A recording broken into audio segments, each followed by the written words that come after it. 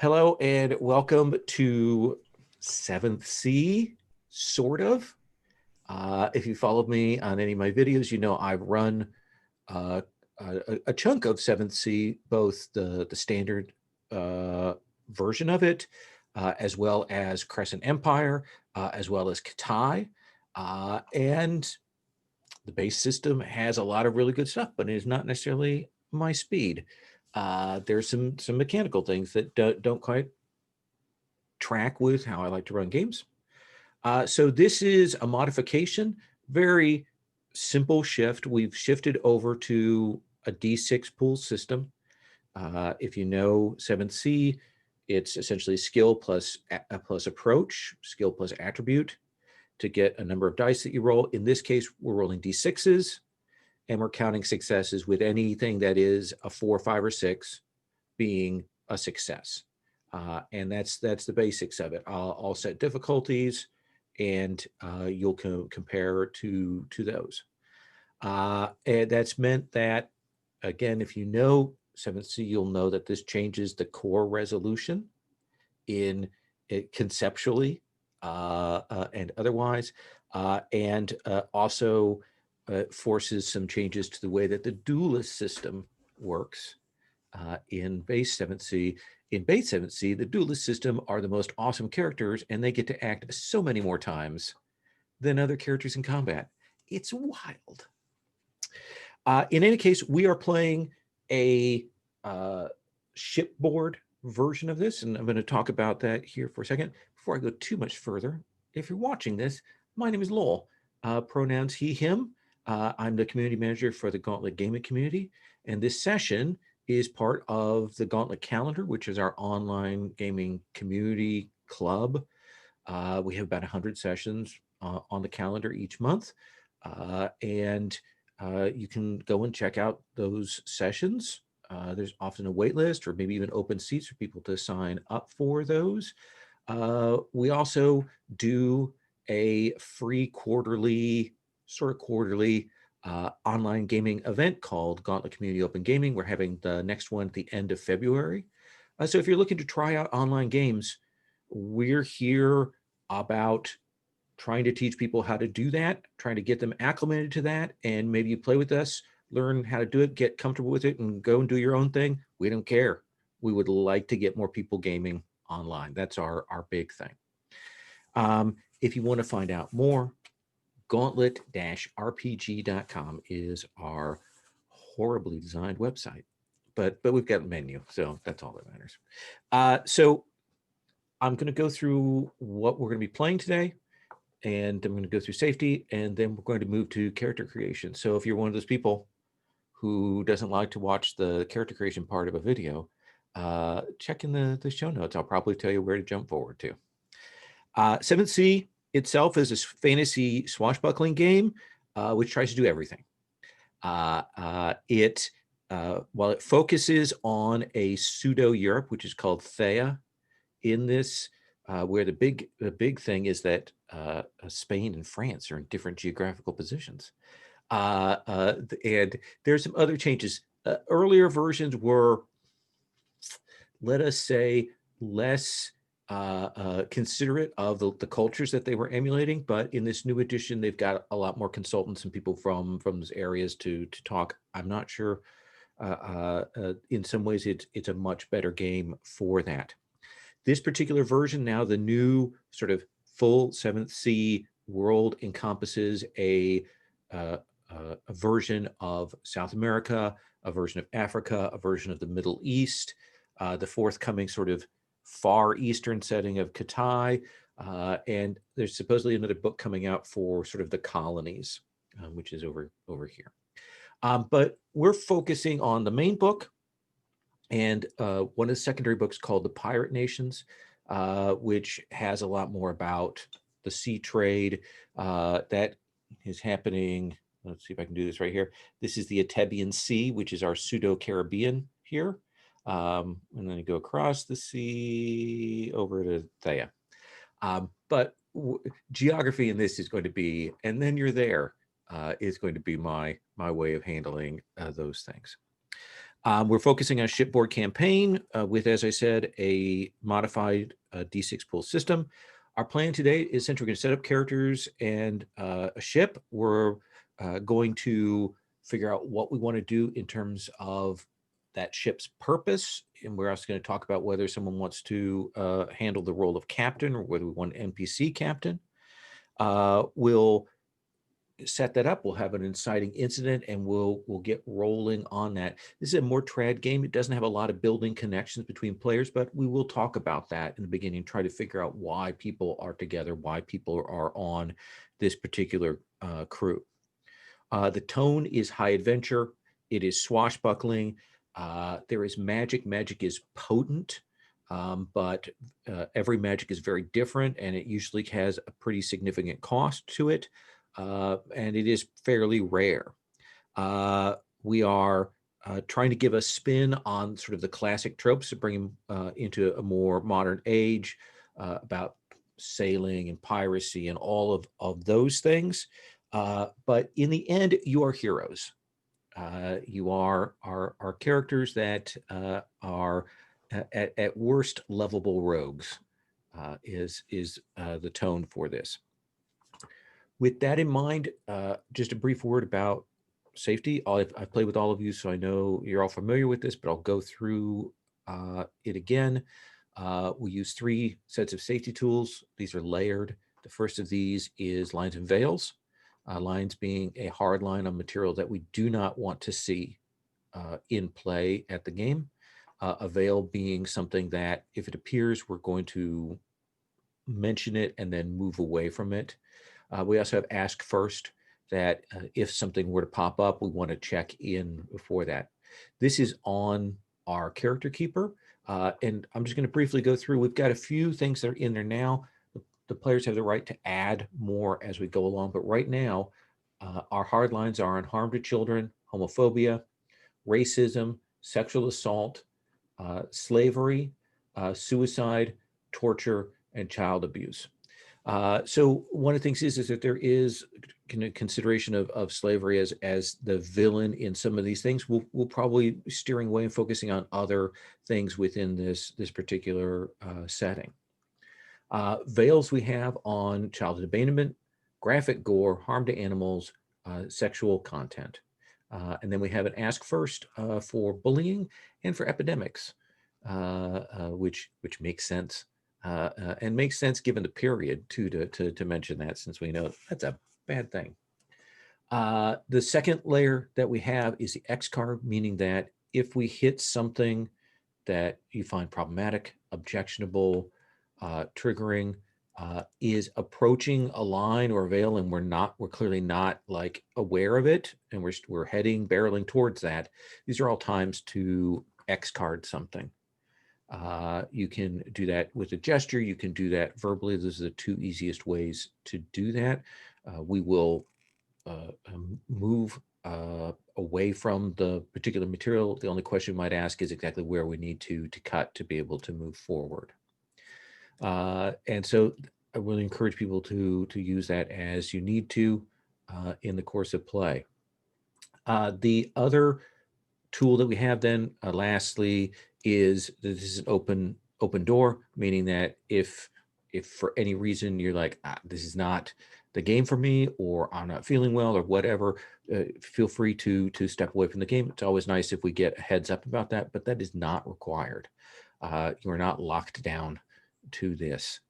So those are the safety tools. Now I have talked for going on 10 minutes straight. So what we want to do first is talk about ideas for the kind of ship we might want, the kind of story that we might want to tell. And I'm going to start with a particular person, because this person is a nautical buff who has been pining for a straight nautical game for a while. So Tyler, you have any strong ideas, things that you would like to see in terms of this kind of game? If we can have a couple of options on the table, maybe.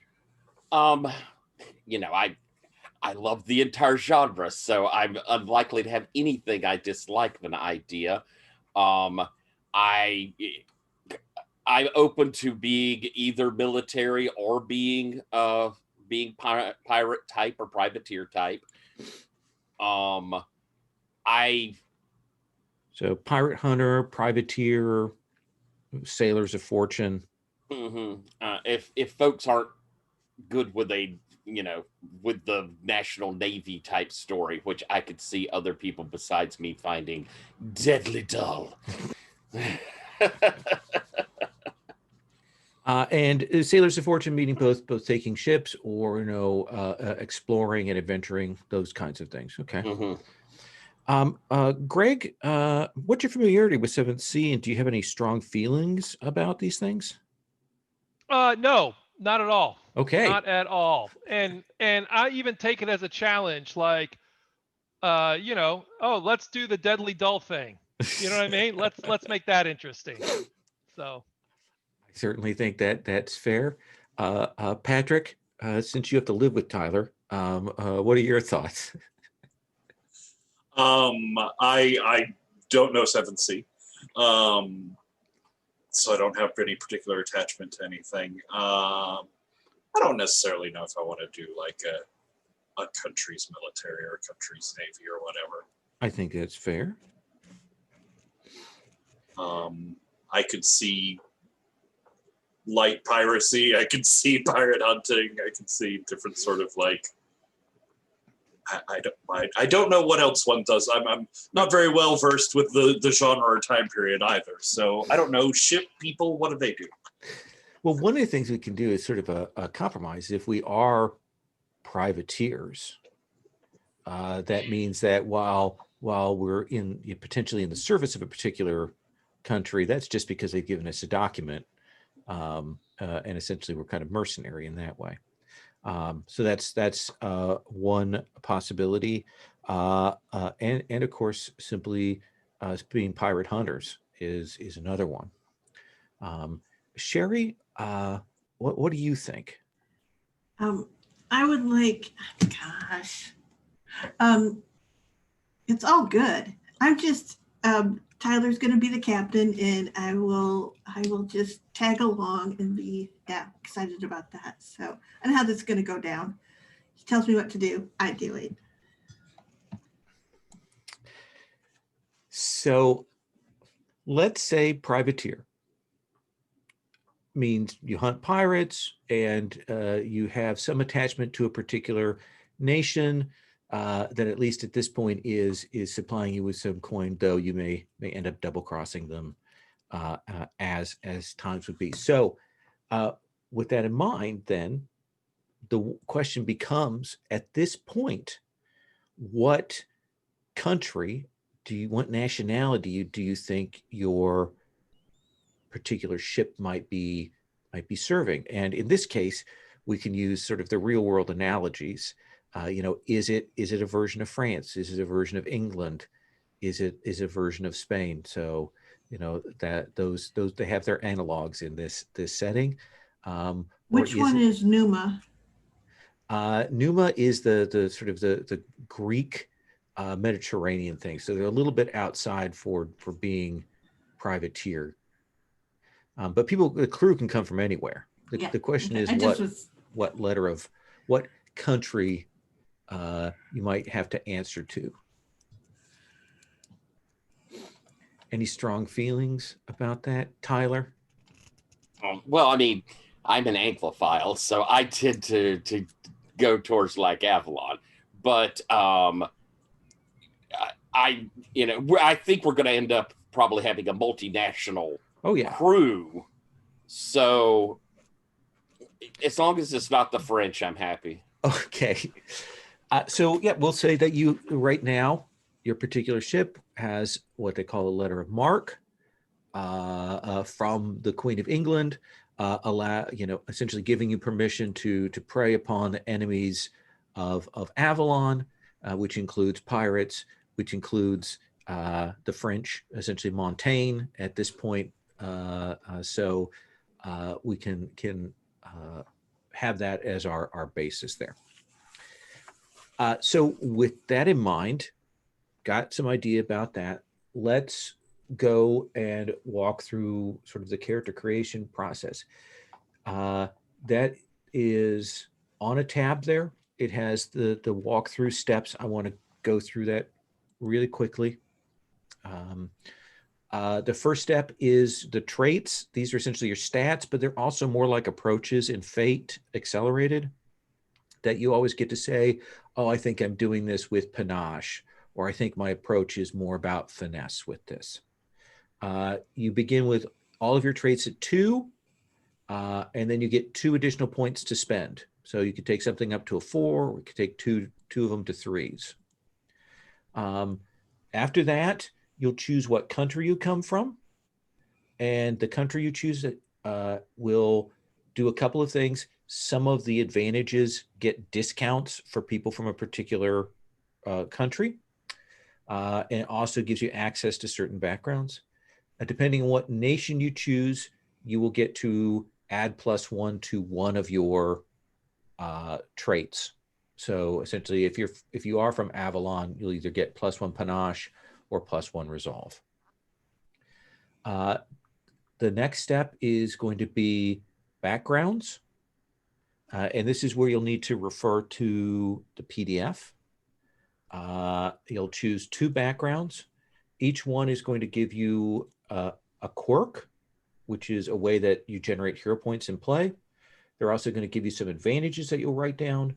And they'll also give you 5 skills. You'll add +1 to your score for each of those skills that are mentioned. If you get a repeat between 2 things, then you add +2. And then you'll get some points to spend on skills, but that's kind of rolling ahead. We'll talk about skills and advantages. I might want to start though with, has anyone thought about what kind of character they want to have? So we kind of see niche wise. Can I ask before we head in? Yeah.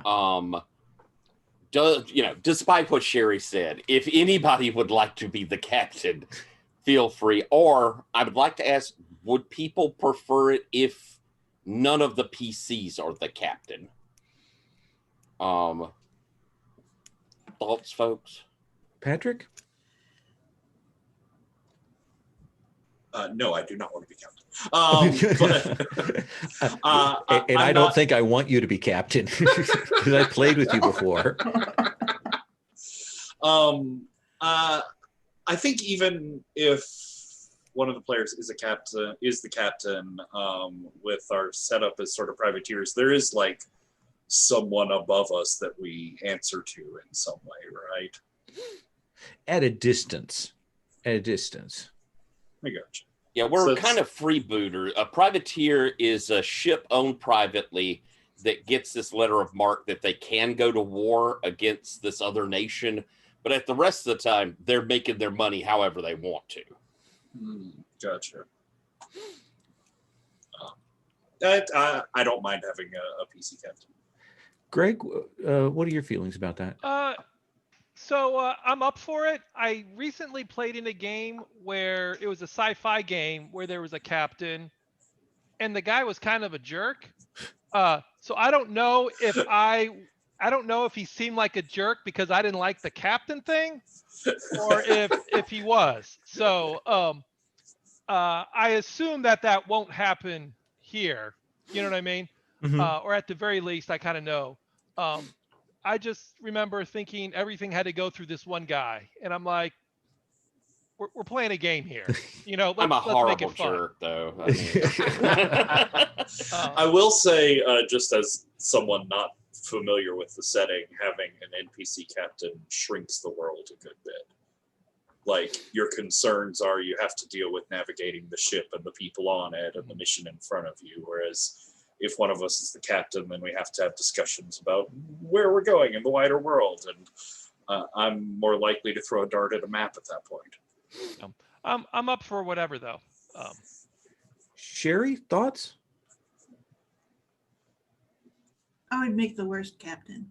Oh, I know. Yes. I like having a PC captain. Part of it because I know Tyler isn't a jerk, but also this game is so wide open. It's nice to have as you say, the world not shrink where we're looking to the GM for the idea of what to do next entirely.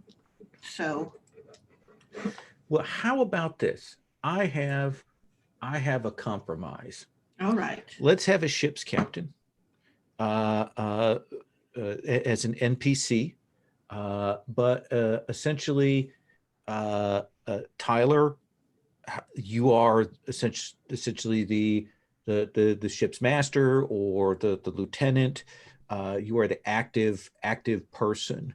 I'm thinking of taking the aristocrat background. Could I be the owner as compared to the captain? Oh, that's interesting. Hmm. So would you give orders to the captain, or how are you imagining that? Kind of in that, like in Treasure Island, remember the nobles there owned the ship, but the captain really makes the big decisions of what you do on the ship. The owner kind of directs the conversation on where the ship will go. And so I feel like that might open up to what Sherry's talking about of we get discussion of what we're doing and going out, but the actual like ordering around people on the ship, the captain does that. A captain would order around everybody to if we were in combat or sort of things. Okay. Well, let's try that and see what we think, and we can revisit that if it would feel like the dynamic isn't working. Cool. We can come back on that. So let's go with that. So that means an NPC captain, and we'll figure out their dynamic in the range of things. Yes, Sherry, you had your finger up like you were going to No, ask. I was there's doing a thumbs this. up. Okay. Thumbs up. So you're thinking of an aristocrat as your sort of focus there. Do you know where you want to be an aristocrat from? From Avalon?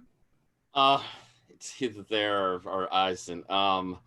So yeah, I think Avalon. I think Okay, it's gonna end up being Avalon. Greg, do you know what kind of character you're thinking of? Do you have an idea? No, I'm tempted just to randomly select a background. Yeah, that's get two of them. Pick a nation and then go and look at what backgrounds they have. Pick something from there. It's real easy to All right, yeah, I'll generate something that way. Patrick? I was looking at Eisen and Sarmatia because, and I know this will shock you, they both have weird magic. Okay. And so I was wondering, like, with more familiarity with the system, with the Hexen work is the Eisen thing, and the Daemon thing is the Sarmatia. Is there a big hidden downfall I'm missing in either of them? Oh yeah, they're both. All the magics are terrible and costly and dangerous. Let me just say that right now. The Eisen stuff requires you to dig up corpses and that kind of thing, and people find it disgusting. And it will be less useful in a game like this, I think. Okay. Whereas the Sarmatian things, I'll get that material to you. We might not get that stuff tonight, but we'll get that to you. Is a little more flexible, and it is about having this figure that is bargaining with you for your soul. That as much as anything, you are trying to keep them in check. That's your job. And then, but if you need something, they can help you. And there may be little costs that they give you. Okay, I like that because I was also like reading through the Sarmatian write-up. It was just a very interesting, like, somewhere in the land between direct democracy and communism. It was a very interesting sort of country setup. And a very recent thing. So it is an event that changed that is sending shockwaves across the continent. Okay, cool. Okay. Otherwise, background-wise, I had been looking at Explorer just because I didn't know what our concept would be and that would fit in with everything. But I will look again through now with a clearer idea of what we're doing and see if something else. Sherry, thoughts? My first thought is you left no space for a photograph. There's no space for pictures It's of our at the characters. bottom. You can put it at the bottom of your column there, Sherry. Just not good. I'm going to add some more rows. There we go. Okay. So anyway, definitely Numa, I think. I think I'll go with the name Taro. So, and Numa is our Greek. sort of Greek Roman equivalent. And what kind of character? Myrmidon. Okay, so just a good old straight warrior. Well, they go for impressing. Yeah. So it's very. Well, let you all of you loose on doing the character creation process, and you can work your way up. When you get done with skills, I'm going to check in. You can go ahead and look at advantages and arcana, but if you have questions about those, they have a little more involved stuff, and I'll be glad to answer questions about what that is and about what the skills mean. So I'm going to stop babbling here for a Gee, while. I have a question for people. I was going to be Castile, and would people be okay if I was the priest? I was thinking of doing a priest, a loyal priest, but not necessarily the most devout or by the book kind of thing. Castile, that would be their like Spain. not Catholic thing. Yeah. Yeah, For the faith. Vaticine or something like that. Yeah. Yeah. That's interesting. Yeah. It's totally not Catholic. Yeah. I think it would be great to have a shipboard priest. And I like it, especially if I'm gonna have a demon locked inside my body. So that sounds super fun. Interesting. Cool. Yeah, and it's not French. It's not French. All right, so I'm gonna stop. If you have anyone has questions about what things mean, hit me up. Again, the advantages, the text for all the advantages are available on a tab on the Character Keeper, as are the Arcana.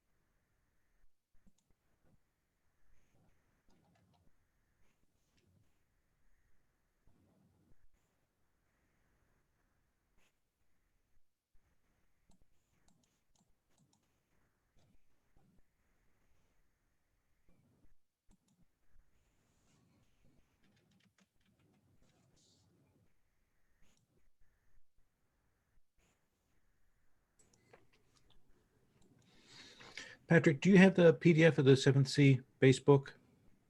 Yeah. Okay. Yeah. So just to tell you, when you take a look at that Senderis, pretty much the rules that are there are exactly what we're using, with one exception. There's a place where it says that you have to spend a raise in addition to a point. We don't have raises in here, so you don't have to worry about that. It's just spending hero points. Gotcha. Is that the wait? Are you talking about the PDF that's in the folder or another one? Oh, the core book for 7th Sea. I don't think I do now. Well, then I will get you those Sanderis pages. Okay, cool. And I went with quartermaster for the ship. Ooh. As my other background. I don't know if there's something interesting about it, and I like the ways you can spend points to just do things like fix things or have little minor miracles and stuff. Yep. But I just like the sort of meditative, continuous repair sort of aspect of it too.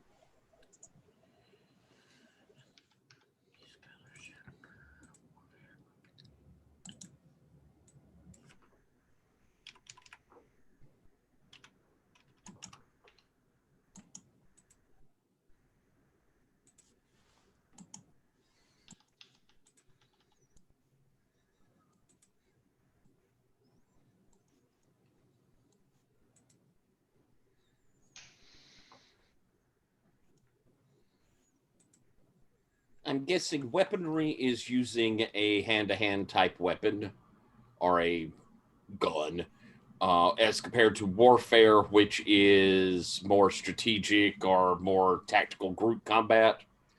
Aim is used for anything ranged. Anything ranged. Brawl is used for barehanded martial arts, anything like that. Weaponry is used for any kind of armed close-in combat. Warfare is explicitly large scale, warfare, even ship combat, that kind of thing. And what is tempt? Is that a manipulate? Yes. Okay. Thank you.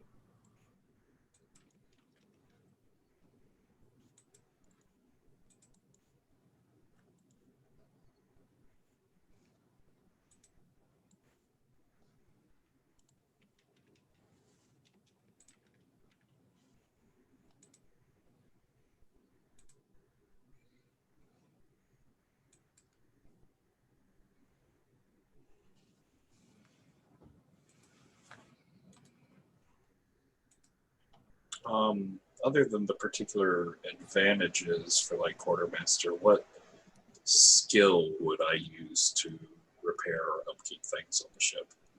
Sailing? Hang on one second. I'm grabbing something. I'll answer your question. That. So generally, anything like that would be like if you're repairing something on the ship, we'd probably use sailing. That would be probably my usual go-to for that kind of thing. It would be based more on what you're trying to fix. Gotcha. Okay, cool. Yeah, but generally, if you're going to see me go, oh, that's probably sailing.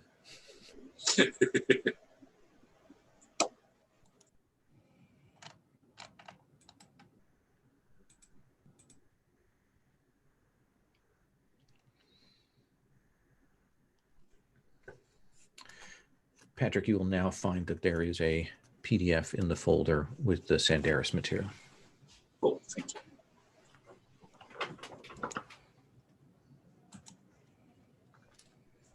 Do you know, Lowell, if there's particular traits or skills that are tied to that Sanderis? No, because there's no rolling. Oh, it's all just the deals? Yeah. Okay, cool. Essentially, you make little deals and things happen. I mean, that sounds so easy. What could go wrong? It's so easy. Why wouldn't you do it? Exactly. All the time. I assume our skills should add up to 20 when we're all done. So yeah, you're getting 10 points to total from your 2 backgrounds, and then 10 more, right? 10 more, yeah. So she add up to Okay. 20. I will mention that if you have a skill that you're like, this is the one I'm leaning on, it's worth taking that to 3 because that gives you a re-roll as a benefit for having your rank at 3. But I wouldn't lean into that too much.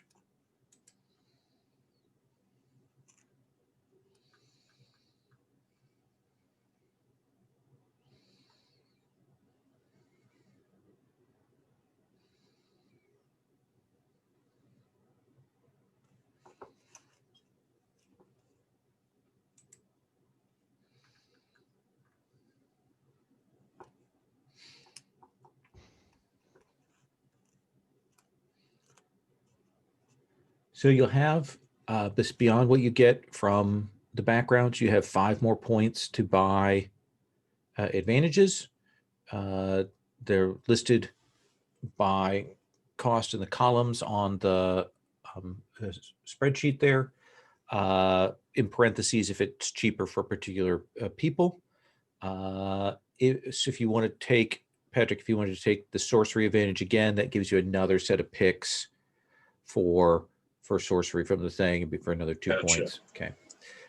If you want to have a dueling style, a fighting style, that's a 5-point advantage called Duelist Academy, unless you already get it from your background. But all of the text for that is listed. The other thing you're going to pick after advantages is your Arcana. Your Arcana gives you a virtue and a hubris. And you'll see if I've got those Arcana listed on the spreadsheet as well. Your virtue is something you can do essentially once per session. You can just do it. You only get to do it like once per session, but when you do it, it happens. And then your hubris is a disadvantage. That is another way for you to get hero points during play. What are hero points? Hero points are used to activate certain abilities. You can also spend a hero point to give yourself a die on a roll. But if you spend a hero point for another player, you give them 3 dice. So if you're assisting with hero points, it's better to give to other people. And with those Arcana, you don't have to take the virtue and hubris from the same card. You can take them from different places.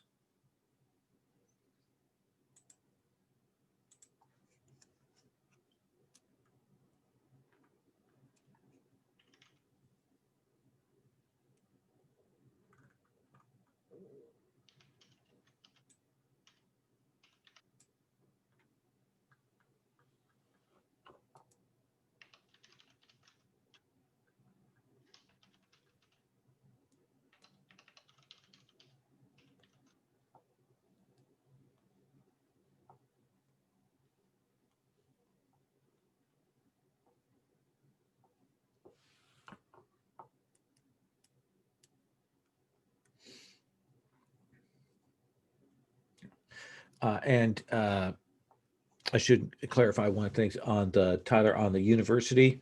It's when you make a risk with those skills in something that would apply to something you would have studied in your scholarship.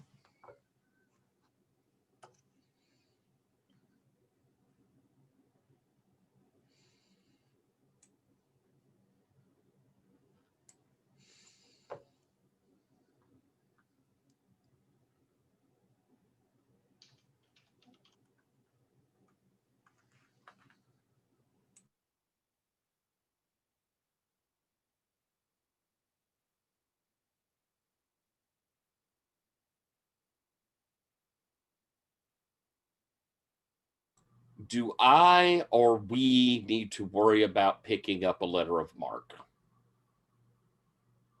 You or me? No, we'll assume that that's in play for the purposes of this.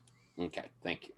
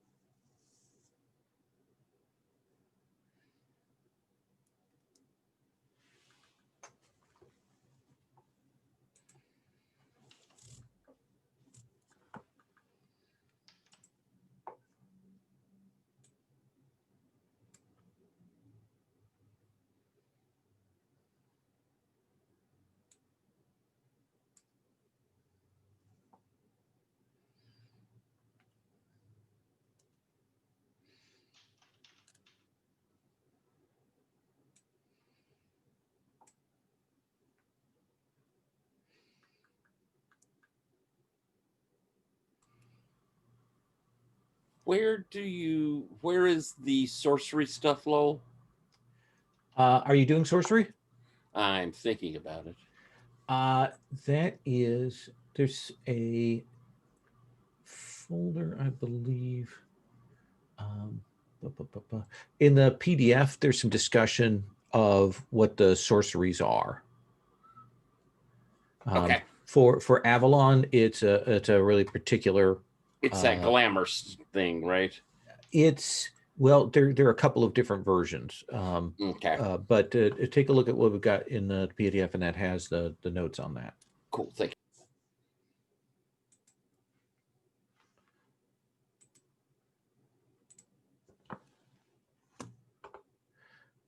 Essentially, there's a glamour thing, which is kind of a fey magic thing, but the main Avalon magic is actually taking on the aspects of heroes. Right, which I thought was really nifty. Yeah, I'll get that material together in case you want to look at it in particular.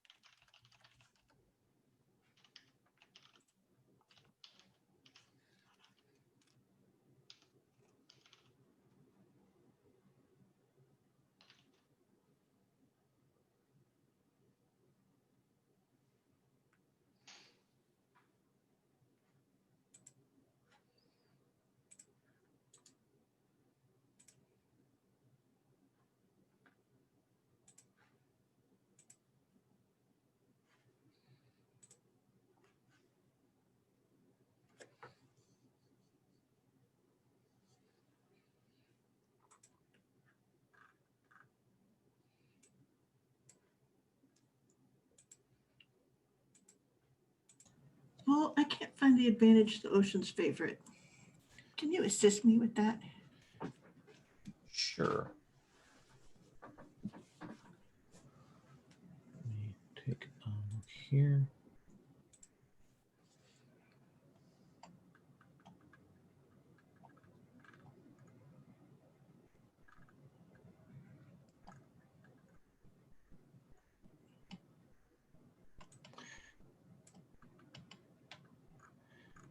That's from one of your backgrounds? Yes. Okay. They've been one of the ones that got left out in the conversion. Let me look that up for you.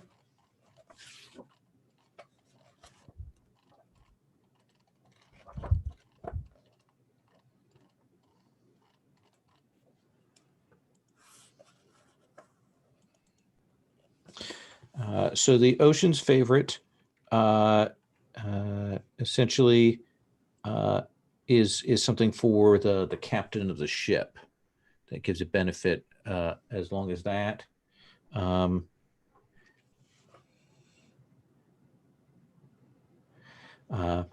So we'll just sort of modify it, to whatever position you think you'll be on the thing. Are you like Master of Arms, or what kind of thing do you imagine?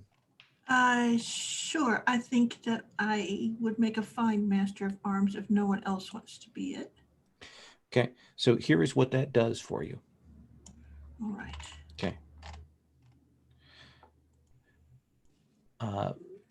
There are three benefits. One is that before At the start of each round, you can reorganize the crew. They're essentially 10 points worth of crew that you can split into different tasks. And usually when you set them at the start of a thing, then they stay that way for the ship's combat. 2, when you spend a hero point to aid someone on board your ship, you give them 4 dice instead of 3.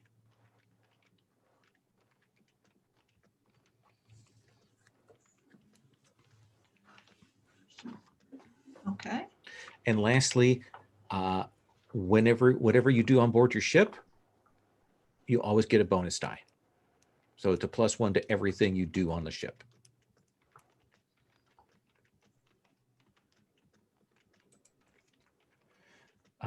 Tyler, I have uploaded that Avalon magic document. And though the advantages that say knack by them, what does that mean? When it says knack by them, it means that they cost a hero point to use. Oh, okay. Yeah, it's just an indicator to that, so you know this is one that's going to cost you your hero points. Cool. So I think we're in a good place that I can kind of start doing introductions, so we can kind of get those out there and get a sense of what everyone's chosen. Patrick, you've committed the cardinal sin of choosing the first column in the character keeper. Oh. One more question. Yes. Sarmian, is that Sarmation? No, Sir? Sarmation is a different thing without Sarmian. Typo? I think it's probably a typo. I think they say Sarmian and Sarmation are interchangeable for terms for people from the nations. My weakness is your strength. 5-point advantage. Is that one that's weighted towards Sarmation?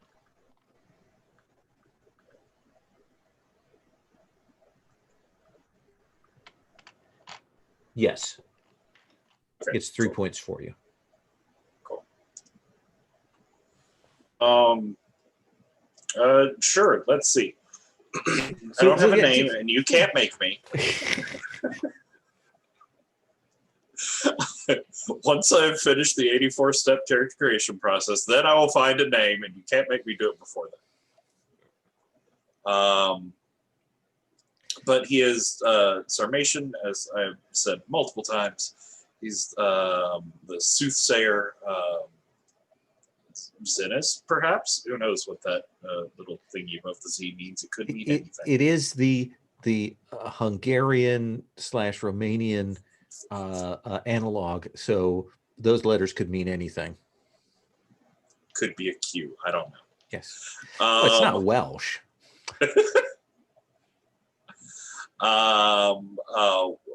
Reputation, religion, wealth, who knows? These things are complete mysteries. Reputations are gained in play. But let's see. Tell us how you're imagining. Are old, young, male, female? Male, not old, not particularly young. Somewhere in 30s to 40s. Okay.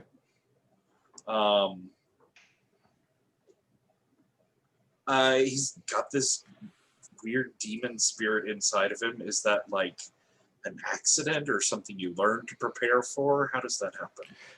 It is something that is taken on as a role, as a task. People don't just fall into it. They take up that burden. Gotcha. Because letting these things wander free in the world is too dangerous. And are they a danger that's everywhere, or are they unique to where the Sarmatian Commonwealth is? They are unique to where the Sarmatian Commonwealth is my understanding.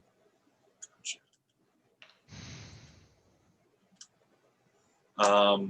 Then I imagine he's sort of like in dereliction of his duties being on the ship. I'm not sure what called him away, but it would seem like whoever trained him would want him to be back there dealing with demons in the countryside. Certainly, staying there so they could keep an eye on you, because you have this burden. So yeah, that is you are in abeyance of your thing. How do you think you came to be a quartermaster? Is that something you took up, or did you start as that? Were you a craftsman before you went to sea? I think he was a craftsman before he went to sea. I like the idea of like the repetitive sort of meditative mundanity of like, polishing something or sanding down rough edges or fixing little broken things is something that keeps him in a mind state that helps him with his burden. He sort of works through the rigors of having another mind inside of his by distracting himself with very mundane, very small things. And I think in the same way of like getting the sense that the point of him is to slowly work on this demon, find ways to like get handholds up on it and eventually get rid of them, right? Go to take on another one. You'll have to read the thing. Okay. It's very interesting. But let's talk about who you are as a person. We know that from your background, you have the quirk that you get a hero point when you use something evil for good. And you get a hero point when you solve a problem for your crew. These are two good, easy ones. What did you choose for Arcana? I went with the glyph. Just to be sort of an interesting other side to the temptation, and that I can activate my virtue to prevent any magical effect from affecting me. And hubris is superstition. I receive a hero point when I refuse to solve a problem using sorcery, an artifact, or some other mystical effect that I don't trust. That's a good one. You've got sorcery from your backgrounds, and you've got handy, which is a great one. What else did you pick up? I have linguist. That also comes from the soothsayer, which is a cool one. I can speak, read, and write all Thayan languages, even dead ones. And then from the quartermaster, I've got it to spend a hero point, pick a lock, crack a safe, or disarm a trap. And sea legs, which is I never have treacherous footing affect me, and I get bonuses to physical risks while aboard a ship at sea. This is all good. These are good ones. You still have some then, points to spend? Yep. I was looking at getting a very expensive one, and then I found one that was cheaper than it looked like, and so I have to make two choices maybe. I don't know. This is all wrong. So terrible. Okay. Well, that gives us a good sense of who your anonymous character is. Skills wise, I went very high on sailing and weaponry. Okay. In the sense of the things I can repair the best, hopefully, but also I think just the familiarity with the things means that he is very good with weapons. He is very good with fighting because he needs to know how they work. Excellent. Let's come to our next character. Greg, why don't you tell us about Father Mateo? Yeah, Father Mateo is a strapping young man, and he's a missionary. And what I'm thinking is he's kind of this young, strong, charismatic guy. And when he told everyone he wanted to be a priest, people maybe were a little surprised. And, maybe he didn't even necessarily fit at the seminary, but he wants to be a priest. And so, and he always wanted to be a missionary because he wants to explore. So that's why he's on the ship. And I would say he's useful. He's like strong, definitely empathetic, warm, those kind of priests' best attributes of a, chaplain kind of thing. Mm-hmm. But also, an explorer. So that's his curious nature. Ooh, good, strong athletics there for your character. And then, quirks. Earn a hero point when you give yourself to demonstrate the warmth and compassion of the Vedicine Church. And then earn a hero point when you set your eyes upon a sight few, if any, fans have ever seen. And then I picked the thrones as the arcana, comforting and then trusting for hubris. Okay. Oh, trusting's a good Maybe one. he's Yeah. gotten himself over the head. Maybe he doesn't understand how how the seas actually work, And maybe what kind of commitment he's made by taking on this role labor on the ship. That's good. Tell us about the advantages you have. Ordained. So basically I get kind of connections with the church. They'll take care of me. Spark of genius. Oh, choose a field of study. I'll get on that. Okay, sure. Yeah, you don't have to pick that Yeah. yet. Valiant spirit. Second story work that came with explorer. That kind of odd, but why not? He has a personal motto, and that's who am I to doubt, which he kind of uses just to kind of do what he wants. Like, not, I wouldn't say, unconsciously uses it to do what he wants, kind of thing. Like, God has ships.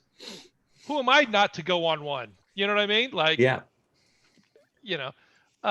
Disarming smile, kind of disarm a fight potentially, and then sea legs. Okay. Sea Leg's a good classic one, and I see we've got a young Robert De Niro as your picture there, which I adore. That's great. I put in a attractive young priest, and that came up. Awesome. All right. I think that gives us a good sense. Did you mention that you recently joined the ship, or have you been out at sea for a while? Let's say recently. Okay. Yeah. Let's do recently. Do you think your church elders approved of this, or did you kind of do this on your own? I think we'll say they approved it to kind of get me out of the way. Okay. Like, they're like, this guy's too loud. They didn't know quite where to put me, and they say, let's make him a missionary. And I was like, that sounds awesome. Good. A good enthusiastic priest aboard the ship. All right. Sherry, let's move on to you. And why don't you tell us about your character? Okay, so my character is Teiro. They are from Numa originally. Clearly spent some time in Fodashi, Italy, and ended up on this ship. They were always going to be on the sea, but clearly did some traveling earlier. So I took backgrounds Myrmidon and Docent. Essentially, the Myrmidon here is someone who would impress the crews of other ships with their daring. And Docent is you can push another character, live up to their potential, even when it means trouble, just because Patrick just kind of needs that in his life. So, and then I went with my advantages that came with my two picks were Duelist Academy. So I chose the only two that kind of fit were either the Ambrosia or the Torres, except I wouldn't want to use a cloak. I would have preferred a net or something like that. Yeah, so you could modify that if you want. Yeah, but I'm not going to go around wearing a net. So and then so this other style is actually kind of gooby. So that's nice. But essentially, I think it's interesting because Teiro is a little bit ambiguous as to their gender. So this is a skill called Veronica's Guile. And essentially, when I build my dice pool for weaponry, I can use either my finesse or wits. If I spend a hero point, I can use both. So Okay. that is not entirely a horrible thing for me. Since I have threes in both of those. So let's see here. I have team player. I'm married to the sea, And that gives me like, I have access to a ship, but Yeah. if What- we what already it have means- one, then I get an yeah, additional background, Get right? that bonus background you get to pick. Yes. Yes. And then Ocean's Favorite is, again, I can reorganize the crew, spend a hero point as sea legs, and there's another like one pointer that actually goes along with Ocean's Favorite that lets me do even more, I believe. So it says like if you have Ocean's Favorite, you can do this. So Okay. I will probably get that, or maybe it's if you're married to the sea, but it's a one pointer, and then I'll probably pick another one pointer. Okay. So, okay. And how old do you imagine they are? I'm going to put them down at like 22. Okay, so pretty young. Young. As somebody from Numa, don't forget to you either get a +1 to your wits or to your resolve. Oh, let's see. I take it to my resolve. Looks like a strong focus on athletics, on weaponry. You're still thinking about your arcana? Yeah, I wanted to see what other people chose because there's things that I like. Oh, I always pick that one, so I want to not be always picking that one. Okay. So okay. And how did you come to be at sea? How did I come to be at sea? I think that when the ship was purchased, I actually came with the ship. In order to pay for my schooling at the Duelist Academy, I borrowed money from a shipwright, and that was how he drove the price of the ship up. Was it comes with a trained arms master. Okay, I like that. All right, I think that gives us a good sense of things. Tyler, let us come to you. All righty. I haven't come up with a name yet, which is Gasp. really unusual for me. So I think I will go ahead and do that. He is going to be Spencer Lord Cavendish.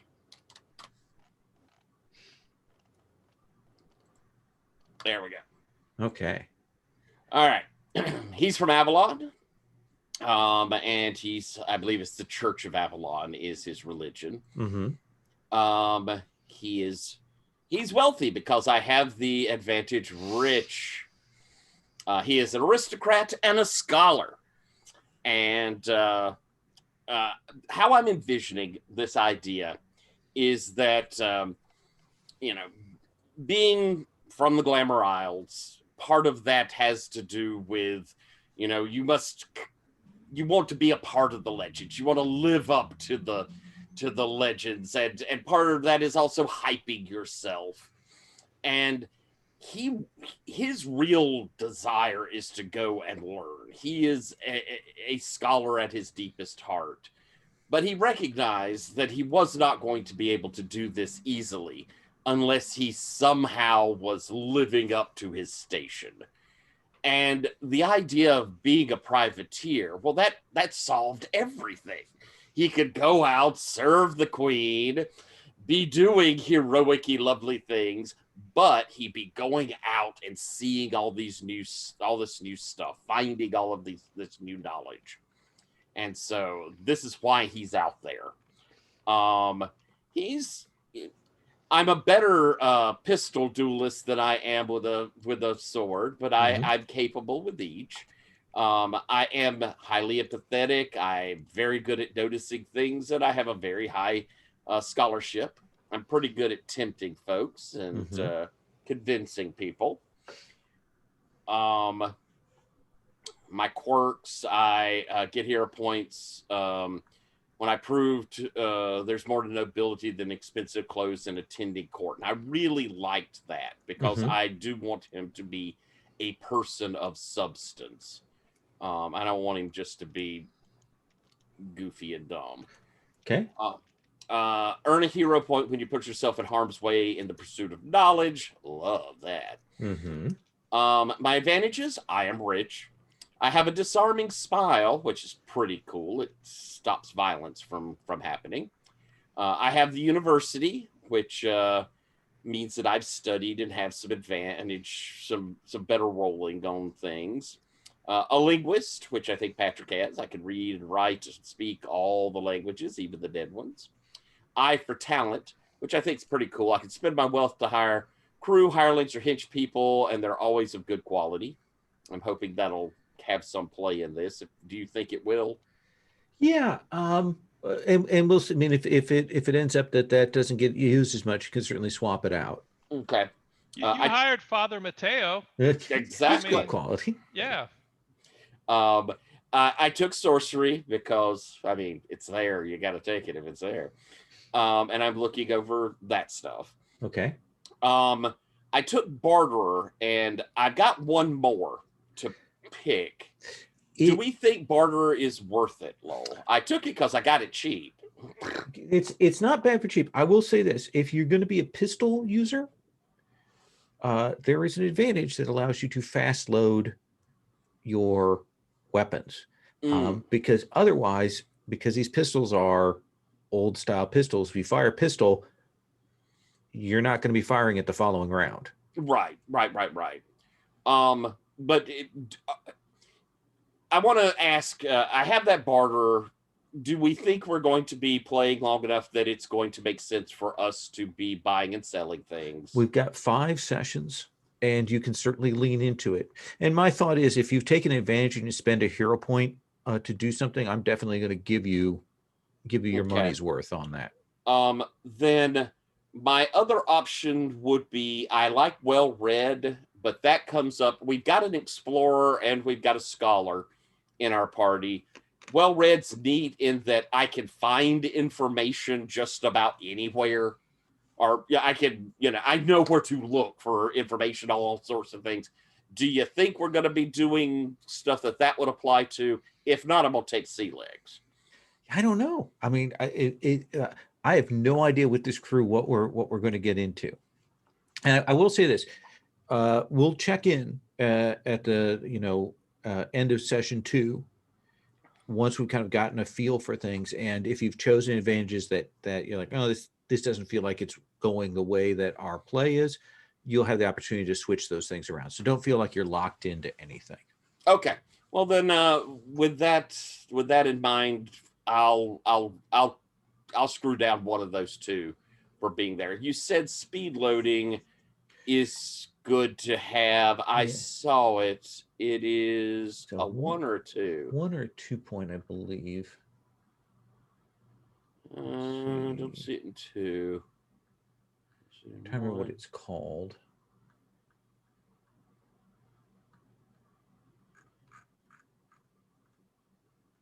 I thought it was called speed loading. Maybe I'm wrong.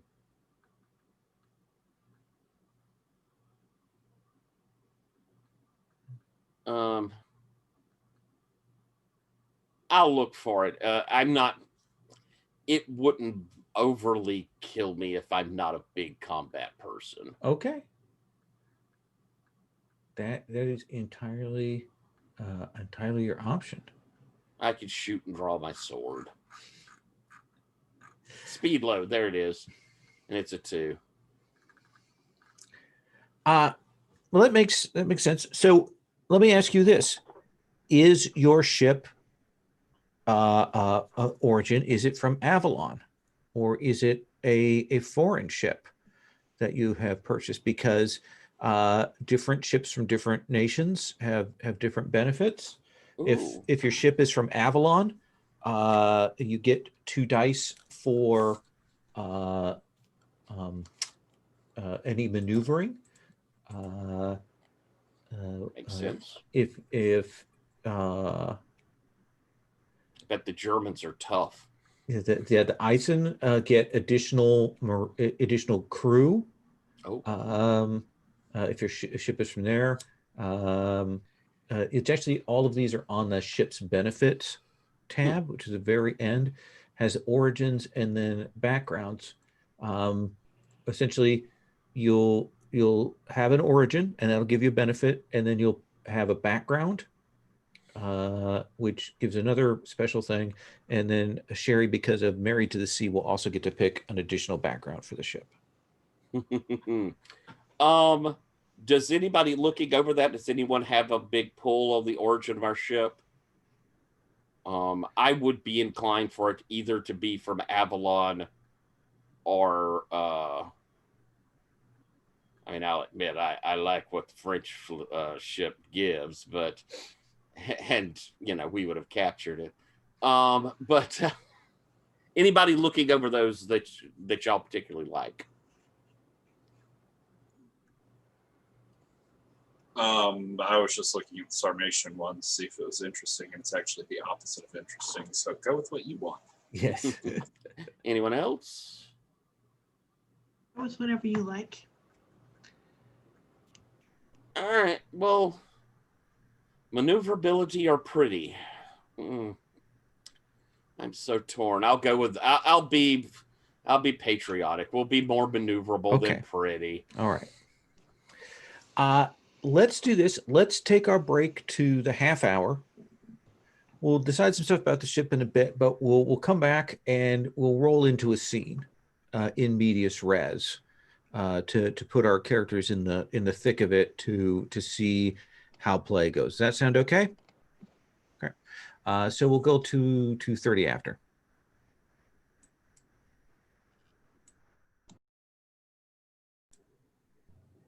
I remember to restart, and I did not pull an Allen.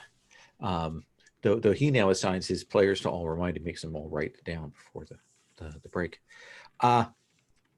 So the night is dark. It is fairly cloudy. Some moonlight shines through, stars up above.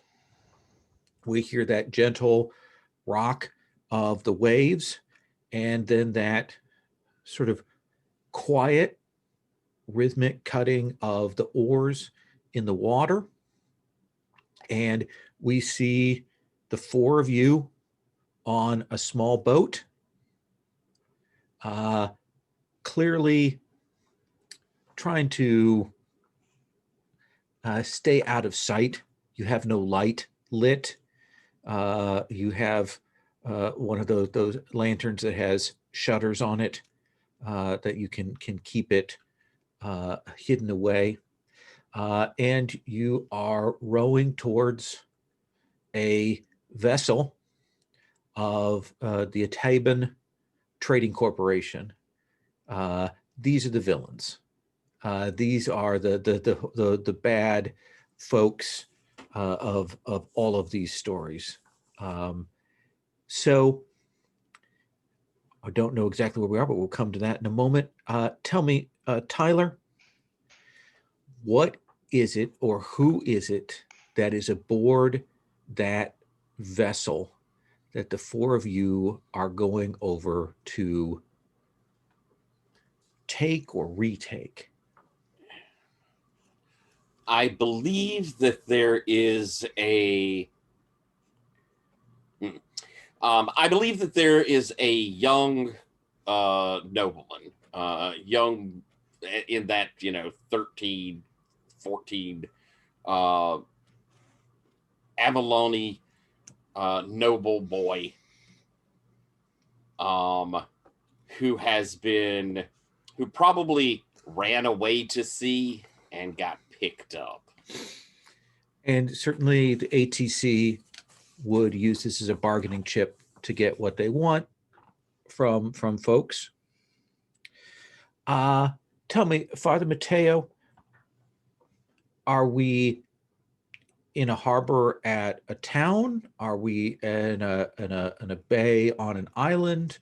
Are we somewhere else? Where do you we kind of, the camera kind of pulls back to show us where are we?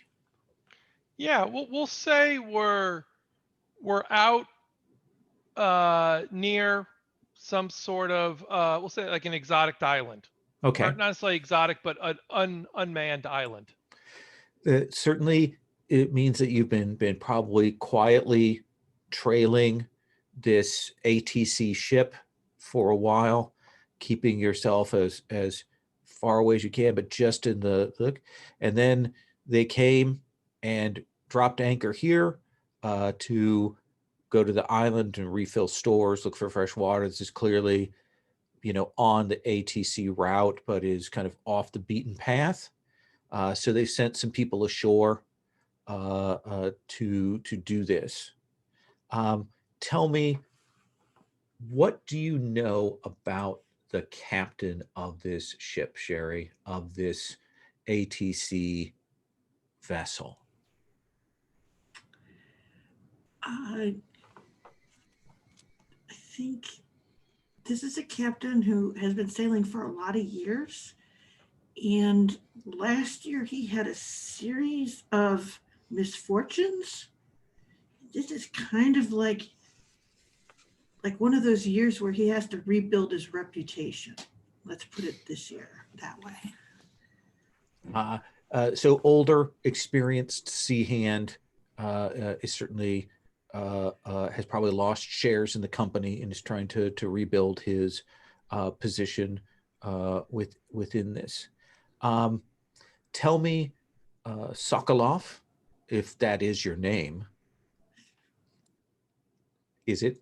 It's my last name.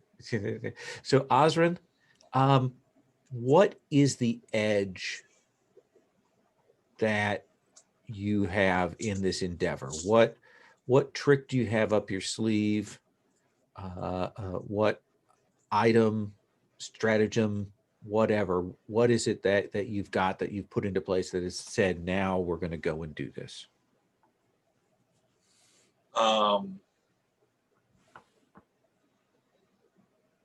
Maybe we had set like a smoky leaf fire to go off on like one side of the island a while after we set off and we're on the other side of it. Yeah, so like drawing them to a known point. Like, so it's evening. Some of the people have gone ashore. Some of them are on the vessel. But then this smoke comes up, and people ashore would go to investigate. So it will take them a while to get back up onto the boats, to get back to the ship. So you've increased the time that you have to deal with just this skeleton crew. So who do you think is doing the steering, the sailing of this, and handling to try and do it as quietly as possible? That's probably Teo, isn't it?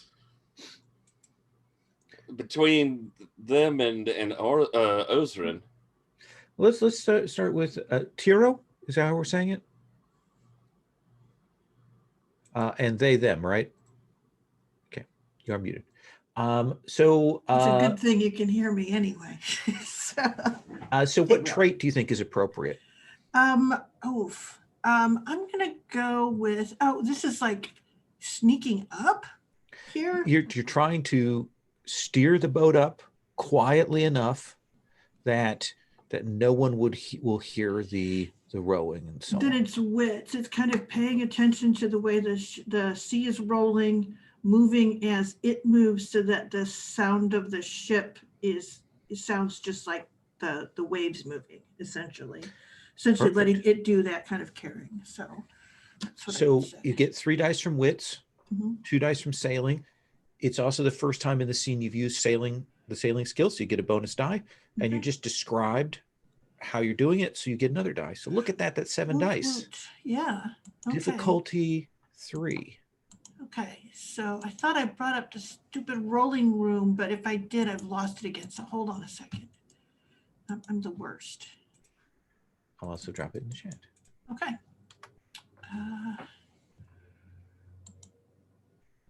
That's weird. Okay, there it is. Okay. So I have 7 dice, you said? 7 dice. All right, I'll take them. Go. So I got 1, 2, 3, 4 successes. So that's a full success. Difficulties are 3. If you had rolled 3 successes, you would succeed, but there'd be a cost or a slight complication. But right now, full success. So you have rowed up alongside the vessel and kind of, grabbed a pole to kind of attach yourself onto that quietly as possible. It would make sense that we sort of set our boat up so that it's right under where one of the ships that they would drop down, one of the longboats that they would drop down is, so that if they hear anything, they think they're hearing their own. Like someone has come back and is, yeah, Exactly. okay, that makes sense. I think that's perfect. So tell me, Lord Cavendish, what's the next step? As we've reached the boat's side, and if this is where they would be offsetting their boat, there's probably ropes there. We should head up as quickly as possible and quietly. If we could find the boy and get away without anyone noticing, it would definitely do us a good turn.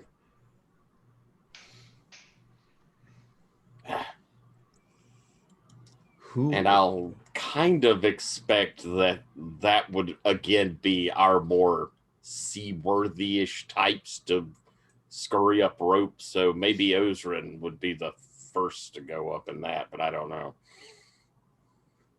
Or Father Mateo, if Father Mateo is excited about the prospect of rescuing a young lad from the clutches. I don't know which of you wishes to scurry up. It's why I'm here, to do good works. So who am I to doubt? Who am I to doubt? So he starts climbing up. Okay. So what do you think is the appropriate trait for that? Panache, finesse, brawn? Oh, we'll say brawn. Okay. And plus athletics. Yeah. And it's the first time you've used that in the scene, so you get a bonus die, and you just used your motto. So I'll give you another bonus die. So that's right. 7 dice. 7 dice. What could go wrong? What could go wrong? 1,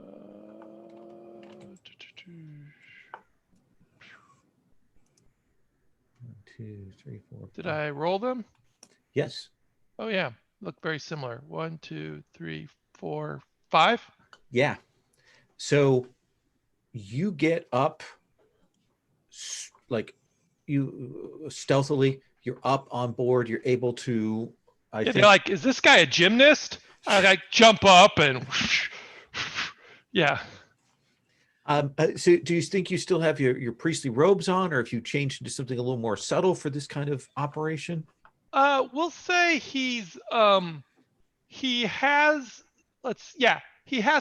modified his priestly garb to be more we'll say how about he has like what other people are wearing, but he like cut out his own priest collar.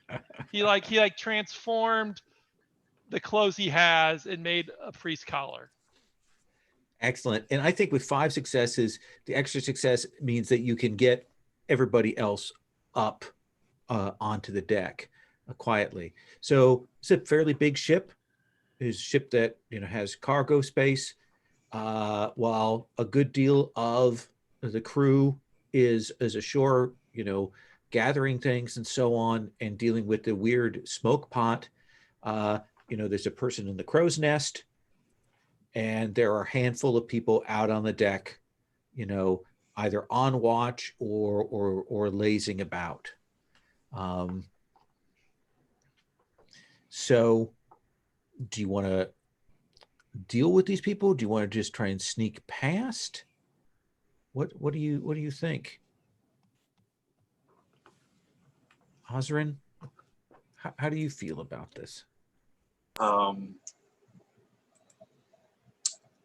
feel like if we can deal with the fewest number of people, that's going to be the best. So we don't want anyone like raising an alarm. So it sounds like probably the crow's nest, and maybe if someone, is there like an alarm bell here on the deck level as well? They probably watch people who have a clapper or a bell. Then yeah, maybe I'd like whisper to Taro, like, find the deck watchman, and I'm gonna try and scurry up towards the crow's nest and deal with someone up there watching quietly. Absolutely. So are you doing this unarmed? Are you doing this, are you shooting them with a bow? Are you? I'm not shooting them. I mean, we shoot people. I probably have some sort of cutlass and a dagger. Okay. Then I think that will be weaponry plus. What do you think is appropriate trait? Just finesse if I'm going to get up there quickly and quietly. Absolutely. Bonus die for the first time you've used weaponry in the scene, but maybe not the last. So yeah, he's sort of like monkey climbs up the rigging on the central mast there, and I'm trying to, like, as I get towards the top, go slower and slower so as not to creak the ropes. But with the sort of like swaying of the ship, waiting for his head to come swaying in as I like punch him in the side of the temple with the pommel of this weapon. Yeah, for that description, I'll give you another die. Yay! There's you. 1, 2, 3, 4, 5. You are up like a monkey climbing that rigging. You just suddenly you're up at the top, and it's a simple tap, and you lower him down, and you kind of can get a view from up here, and any other benefit you want. You've got some extra successes there. Anything else you want to do with that?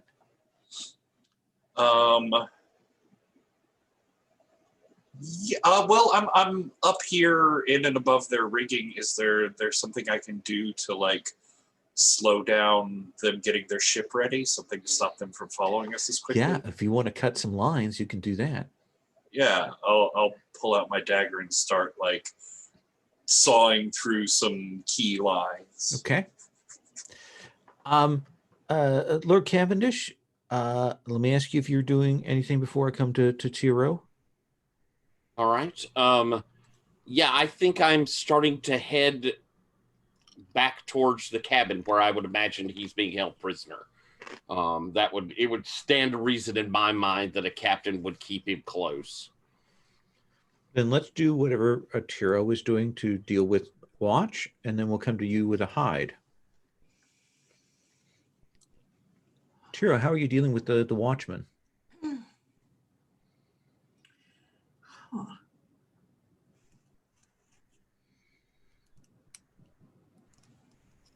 I think. See, this is the thing, is he's got the clapper, right? Yeah. So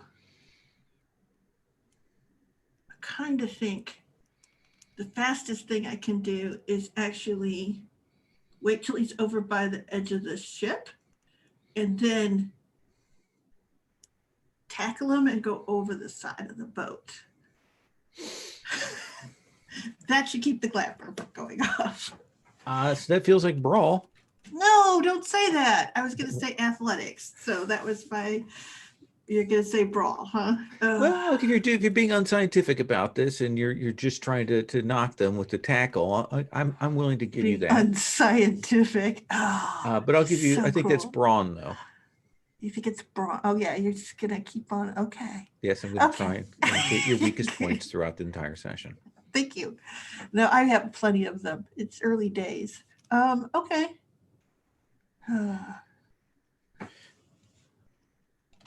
Sure, I'll try that. So this is trying to do this easy enough to do it, but to do it without raising a ruckus when you hit the water, like a man overboard type thing.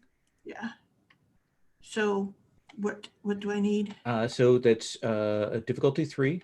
So you start with 5, and this is the first time you've used athletics in this scene. So I get a 6. You get 6 dice. Okay. And I have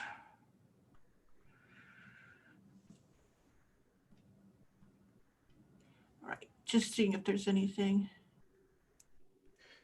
No. And you have a bonus die for sea legs. Oh, good. Well, that helps. Then that's 7 dice. Look at that.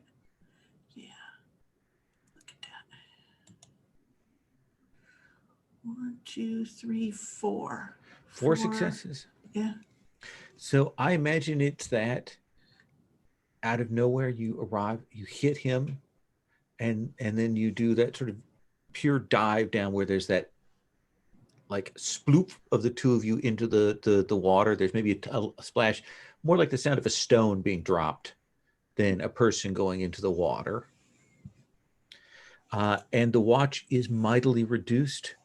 Lord Cavendish, do you and Father Mateo wish to make your way towards the cabin? Mm-hmm. Father, Lord Cavendish, would you please roll hide? Oh, I don't really want to do that. I'm very, very bad at it. What do I roll? I suppose finesse and the 0 I have in hide. Sure. If finesse feels good. I can't figure a good way to get something better. So I roll So two let's look. dice. So what you would do right now is we look at your things. You can, and again, much like it approaches, you get to decide how you want to describe, your approach. So if you're doing it smartly, wits is fine. If you're doing it, bravely, it's up to you to describe. I mean, honestly, I imagine that I've learned that the easiest way to avoid notice is to look like you're supposed to be there.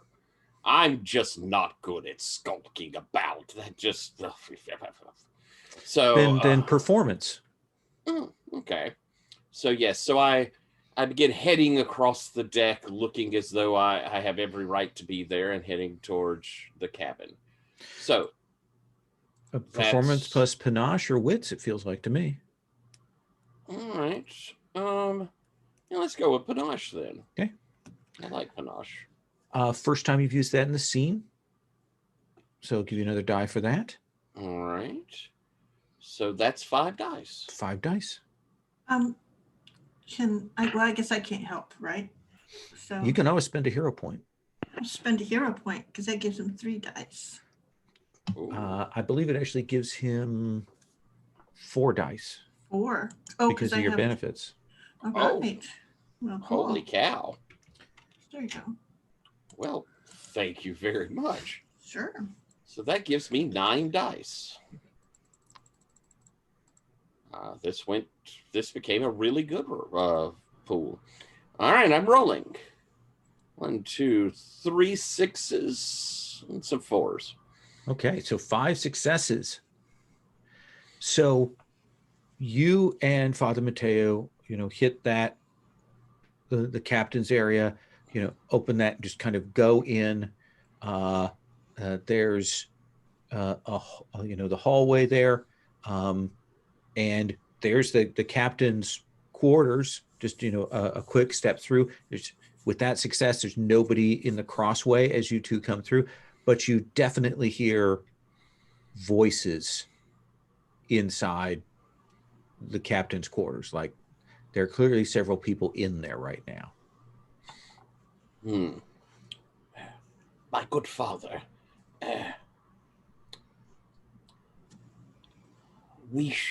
could you perhaps keep an ear on the captain's cabin, and I'll see if I can find the young man? Certainly, my lord. Certainly. Oh, certainly. Yes. I think as you two are doing this and you start to move, Lord Cavendish, you will hear like a sort of high-pitched, maybe strained laugh from in that room with the other people. Like as though a young man? Like as if a young man is seated at whatever table the others are. Like probably having a meal, and the young man is probably at the meal with the captain and probably a couple of others. Father, it would seem that perhaps the young man we're looking for is in there. Is he having a good time in there? I imagine that he's putting on a brave face. Oh, of course. Yes. Yeah. I suggest we go in, and in as impressive a fashion as possible, say we're taking the boy, holding guns upon them, or that sort of thing. Oh, uh, uh, I just got these. Oh, I see. Well, then be prepared to use those in righteous indignation should someone stand against us. Who am I to doubt? Who am I to doubt? Very good. And I shall draw my pistol. I'll open the door for him, or Okay. I'll. And we'll see that door start to come open. Tyro, you're probably climbing back up on board after having dropped this person. Sokolov, you're up in the crow's nest. And you're kind of looking off, and you notice a fog rolling in that puts hackles up on the back of your neck.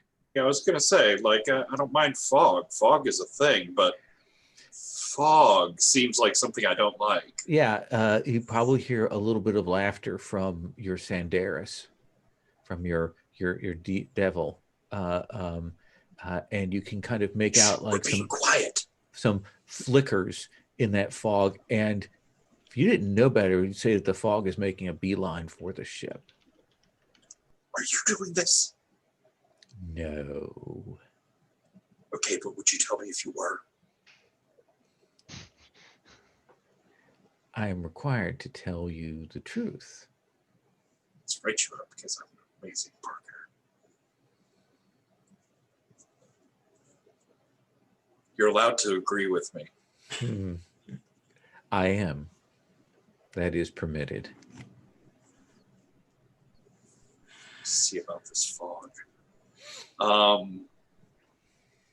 This watch here in the crow's nest, does he have like a spyglass or anything? Absolutely, Can I try and yeah. get a closer look at the lights and weird things in the fog? Absolutely. Let's have you roll notice or scholarship plus a trait. I got a little more notice. I guess probably wits. That's fine. So that's 5, 4. This one's first time. Yeah. Yeah. 5.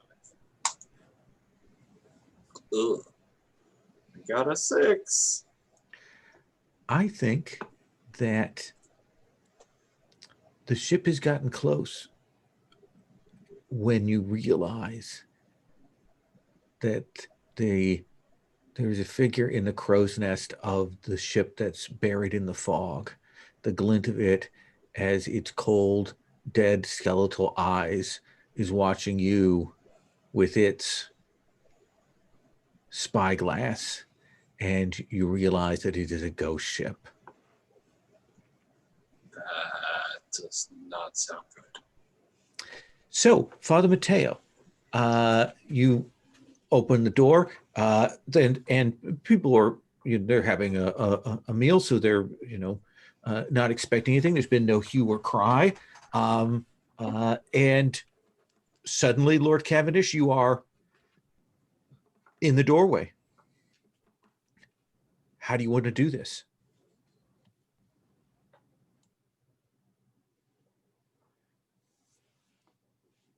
What's your play for? There's a captain, clearly two of the senior officers, and a young man at this table. I step forward and excuse me, sorry, terribly sorry to be disturbing you. No, please do not stand. We will be taking the young man. We don't wish to see any of you injured, and I'm sure you don't either. And I'm smiling and being as kind as possible. And Ulrich, if you'd be so kind, come along now. Quick, spit spot. So does this feel more like intimidate or convince? I think I'm going to. Gosh, I hate spending a hero point right off, but I think I am. First off, I'm going to spend a hero point and do my disarming smile. Okay. Looking over towards the captain there. So to keep a character from drawing a weapon, starting a fight, or resorting to violence. Still defend themselves, but will not start any violent conflict. So you smile and you give those words, and they sit still, but they make no move. They make no move to move the boy towards you. What are you doing, Father Mateo? I am still behind the door. They don't see me. What I'm thinking is I will jump in and get a bit of surprise. We'll say I'm, you know, yeah. So I'm listening, and when things get a little more elevated, I'm gonna jump in. Okay. So the captain says to you, "May I ask who you are, good sir?" I would never stop you from asking, sir, at all. And I suppose it is proper for me to answer. I serve my queen. I am Lord Cavendish. We are well met then, sir. But I see one man with a pistol, and I have a crew aboard this ship, so I do not think that I will be handing over this child. Do you suppose that I have made my way to your cabin purely alone, sir? I see no others with you. But This sight feels- can be a bit of a trick, sir. This feels like a classic English gambit of lies upon lies. I am shocked to hear such a malign comment, sir. I speak only the truth. Ulrich, as I've said, please exit the door. I'll look over at the boy. Gentlemen, I would not attempt to try me on this. I think this is going to be a convince roll. Because this Okay. child has been with these people for a while, and he's caught between a bunch of adults who are clearly arguing, and he's freaked out. Alrighty. I guess this is by definition like panache, isn't it? This is really That does panache. feel fairly panache. Okay. And convince. So I have 5 to start with.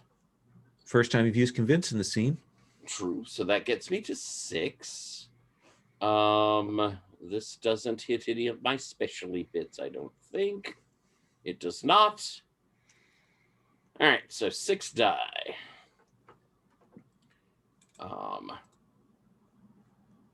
Only with 6.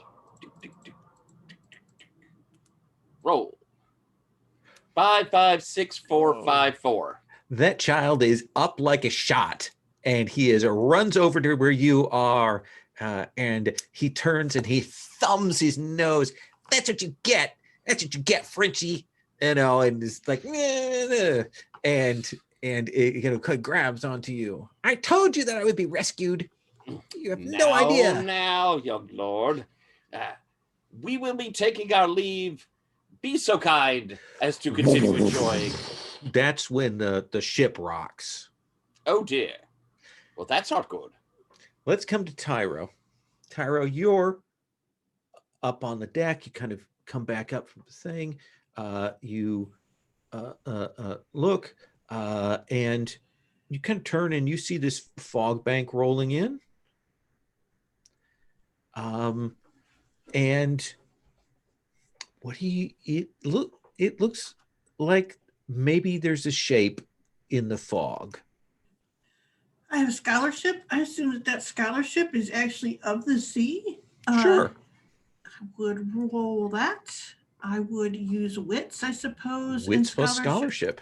Yeah, so that's 5, first time in the thing, so that's 6.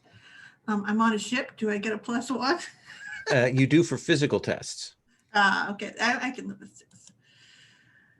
1, 2, 3, 4 successes. So I think before the prow of the ghost ship hits the side of this ship, you will recognize that this is an undead vessel. And does that give me a chance to react? Yes, you Okay. look up and you see Osrin like through the thing at the thing, and a couple of the other people who are on deck are kind of turning like, "What's going on? What do you want to do?" You know that Mateo and Spencer have headed into the captain's quarters and are probably dealing with that situation. Right. And if we have the thing, I actually run back to the railing to get the rope that goes down to the ship, and I bring that with me to head over to the captain's thing so that I can lead them out of here, even if the fog is horrible. Okay, so there will be that woof as the vessel is rocked, as the prow, you're running along with that rope, running towards the captain's. Father Mateo, what do you do when you see Spencer has the child, but then the ship rocks like something has clearly struck it? You're muted. You remain muted. Father Mateo is like, what? Oh, I wonder what that is. Should we? I think we should get back to the ship, right? Absolutely. And you'll move, and even as you're moving, you see the brass fittings and maybe even the glass in here. You see frost rime coming over that. Essentially goes from edge to edge on the glass.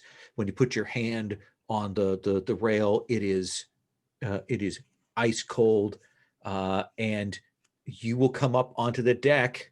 You see Tyro running towards you, but now this fog is rolling over, and you're hearing this cackling laughter and the sound of like scuttling as things are starting to board this ship.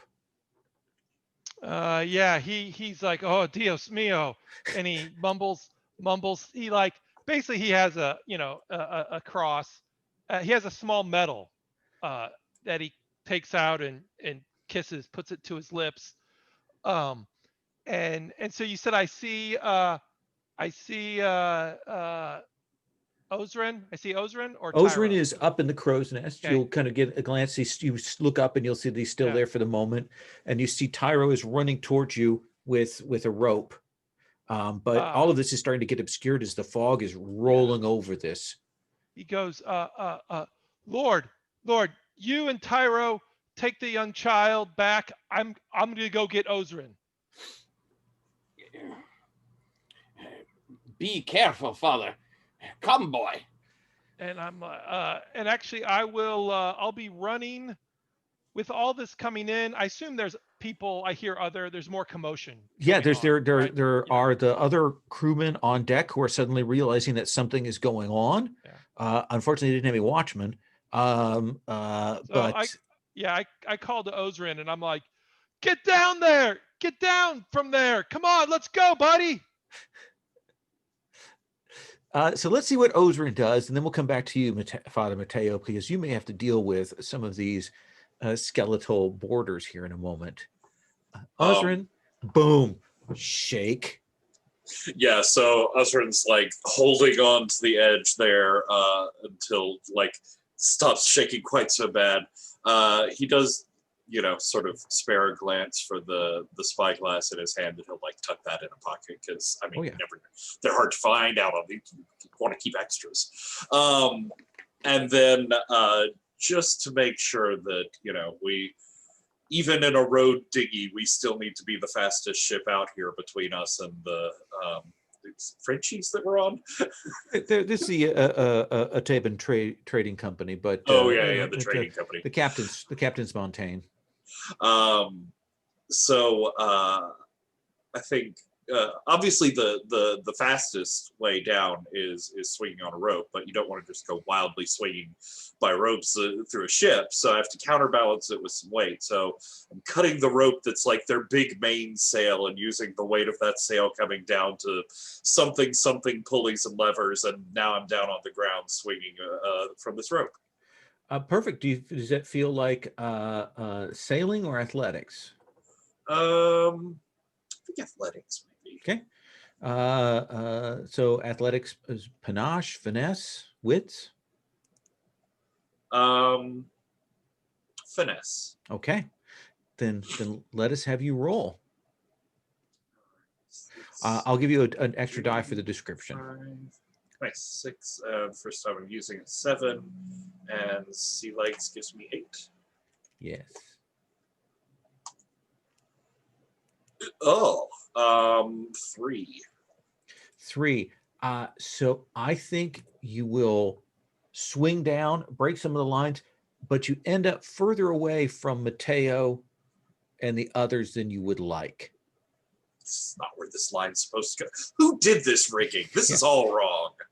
So Father Mateo, you'll see Orzrin swing, and he swings wide and ends up such that he's about that way, but it may these skeletal things that are pressing forward may block the path between the two of you. What do you want to do? Oh, what? Does this guy know physics? I mean, what was going on there? He looks around and he's like, I must look after the flock. As questionable they are in their achievements, I must look after them. So I'm going to make my way towards him to try to lead him back. Does this feel more like you're trying to rush with speed with athletics, or are you using brawn to batter your way through these skeletal borders? I'm thinking this is kind of more of a finesse athletics kind of thing. Let's see it. So finesse 3 plus athletics is 6. And what do I guess I already used athletics, I think. You've used that in the scene. All right. 6. Oh, do I get sea legs? Yeah, absolutely. Physical test on a ship. 7. 1, 2, 3, 4, 5. So tell me what that looks like. Like, what do we see on screen as you absolutely get over there, past them? He's farther away.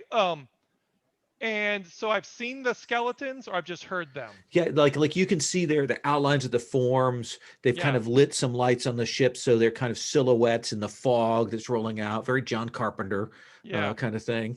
So what I'm doing is I'm running, and I'm like knocking over some boxes or equipment. I'm kind of knocking stuff over, kind of making a barricade between me and them, or obstacles. Oh yeah. So I can get to Orzrin and get him back and bring him back.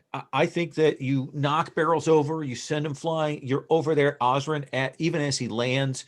Father Mateo, again, surprisingly strong, probably has lifted you up, Orzrin, and is running back towards your boat. Father, that life on a ship is apparently good for you. Hey, this is just like what I did back on the farm. I had to carry cows on my. I had to carry cows like this sometimes when things got dicey. Are you saying I weigh as much as a cow? You swing like one. Oh ho! And when I say that, I'm like jumping into the water like cannonball. Lord Cavendish, Father Mateo has rushed off to aid Orzrin. Tyro is running towards you. and you see this undead silhouetted crew have boarded and are moving onto the ship. Ulrich, stay close to me, and it should be fine. And I will begin moving purposefully towards where our boat is moored. And if one of these skeletal creatures comes close, I'll be taking a shot towards its head. So yeah, you can use aim as your means to get through, and then and if you can break through, then Tyro can easily, because they've set this up, get you down to that boat. Good show. All right, then. I see one come close. I had my pistol already out. I'll take deadly aim. Have at ye. Let's have you roll. All right. So that is aim. So 2. Uh-huh. What do I What do you feel like is a trait for this? Is this your steely resolve? Well, I suppose it could be something like that, couldn't it? Mm-hmm. Yeah. Well, I mean, I feel like I'm hitting my good stats to do it, but you've got 3 good stats, so I'm not too worried about that. All right. So yes, my resolve, that gives me 5. I don't have any other thingies, I don't think, helping me in this. All right, so I'm rolling 5. Oh, but this is the first time I'm using this. Yes, it correct? is. Another die. 6. So another die. All right. You also were very dramatic in your description. I'll give you another die for that. Oh, well, thank you. That's awfully nice. Rolling. Ooh, not as good as that last one. There's a shitload of 1s. I hope those don't count against me. Nope. But I have a 6 and a 5. So 2 successes. So you will fire this off, and you will be frozen, because when that flash of that muzzle goes off, it lights up, and now you can see them. The undead sailors, the seaweed dripping from them, the corpse skin and the ooze that is coming off of them, and your breath catches as the fear that these things create grips you, and they actually swing, and you're going to take 3 wounds. Oof. All right. And the young Lord Fauntleroy there is absolutely frozen with fear. I will have made a point, even as I was firing, to have pulled him in close to me. Yeah. Tyro, you see this. You see the captain fire, but you also get a glimpse of these things, and they are terrifying. They have fear 1, which means you're at -1 on actions. All right. But still, I will protect my captain. Okay. So I step between him and them. I am a Myrmidon, after all. And I guess I will use weaponry.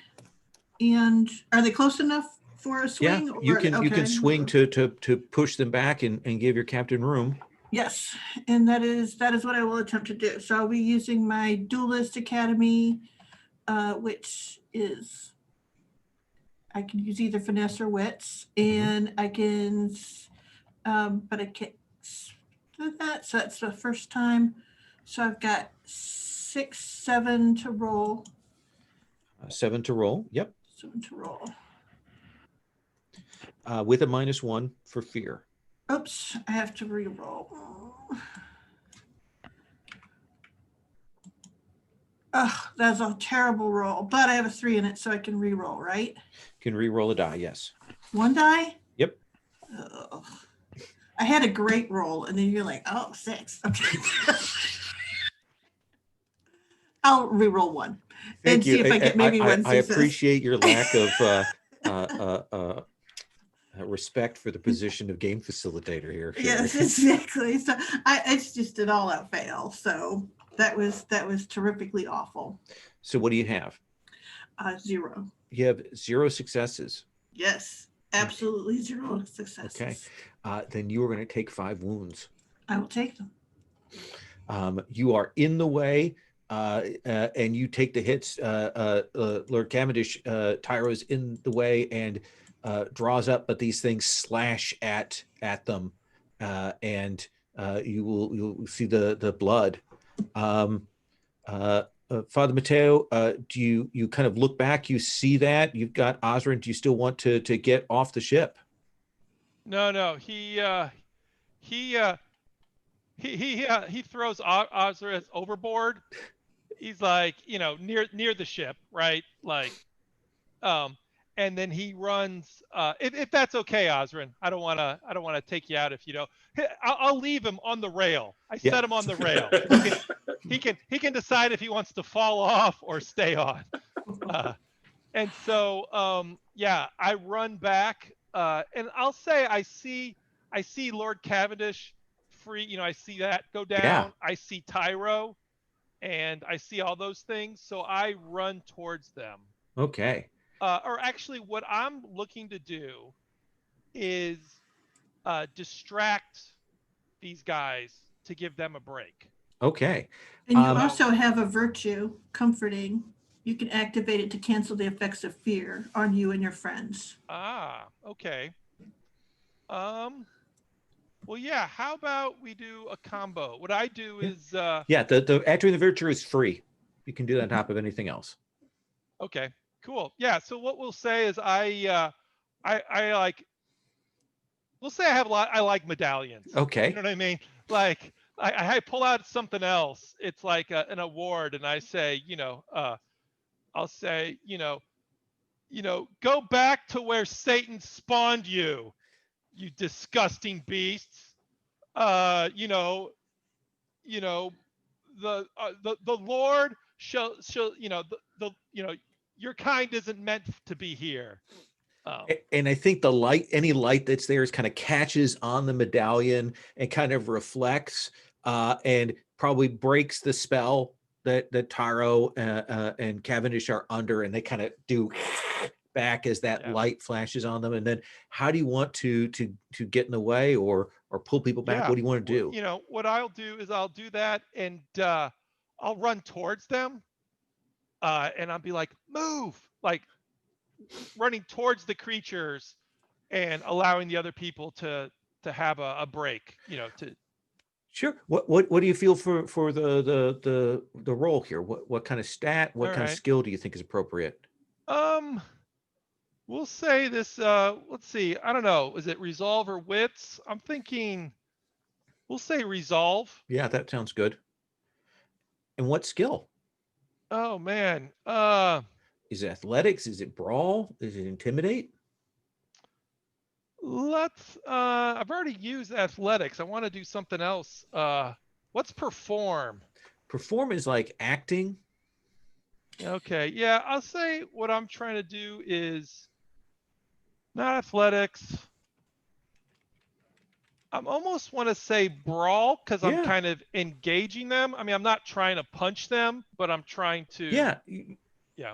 You're trying to grab the materials that are at hand to push them back. Anything that's on there, that kind of unarmed improvisation.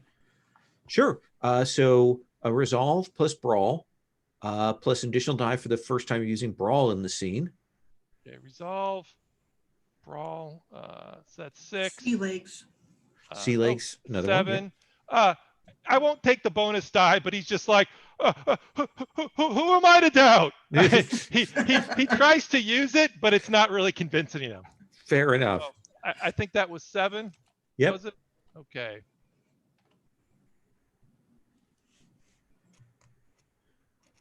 Bam. 1, 2. 2. I think I can do a reroll, right? If you have a skill of 3 in it. Oh, I don't think I did. Nope. No. Okay. So you are going to take 3 wounds, but you and Tyro are kind of in the way. So the captain right now has the freedom to run if he, not the captain, but Lord Cavendish has the freedom to run if he wishes. But let's find out what Osrin is doing before we come back to Lord Cavendish. So where is Cavendish now? So imagine that Cavendish has kind of come and he's maybe halfway to where you're at to jump off onto the boat. The skeleton forces have kind of pushed forward. He's got the kid behind him, but both Tyro and Mateo have kind of gotten between the Cavendish and these skeletons. Gotcha.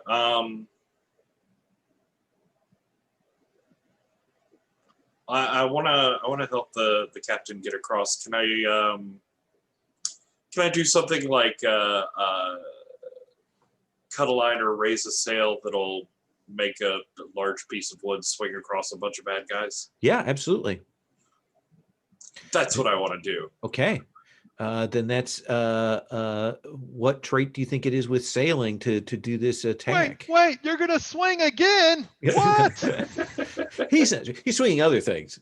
It's other things. It's totally different physics. Well,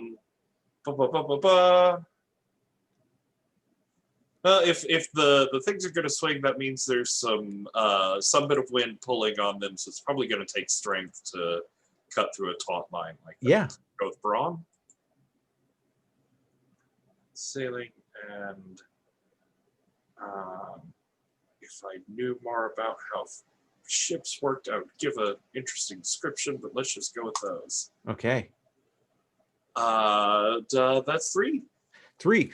So you will smash this into them, and you're going to take two wounds essentially from clawing grasp. But you've got, like, there's enough space that if Lord Cavendish wants to run with the kid now, as opposed to just pushing the kid, the two of them can get out of there. Nice. You also have not resorted to your magic, so I'm going to give you a hero point for the scene based on your virtue. Lord Cavendish, room is opened up.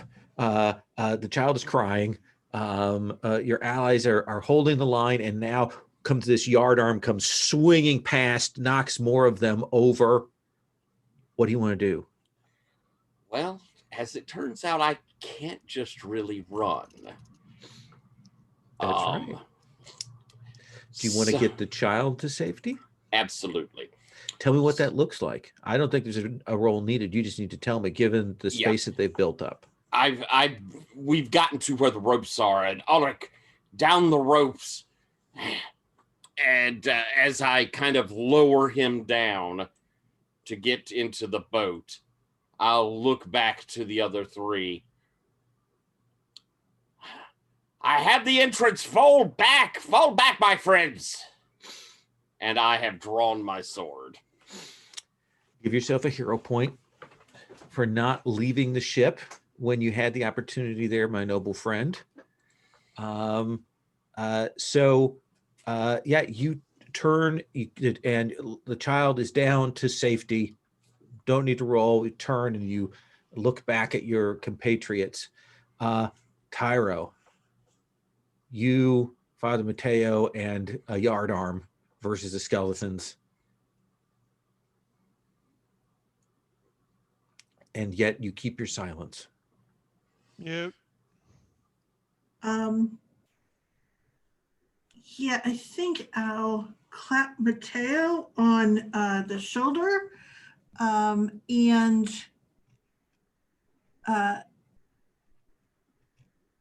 say, show him a little bit more of that sparkle, and I'll step in to like take a swing at him just to take this first swath out so we can get a clean break to run back. Okay. What do you think that is? I think, it's almost, it's not warfare, is it? It's like that whole thing that we need that little bit of room, that they're not right on our tails to get down to the ship. You could do it as warfare. Or I could do it as just weaponry. Yeah. Yeah, I think that's my Let's have thing. it do less weaponry. Okay. All right, then that's 6, 7.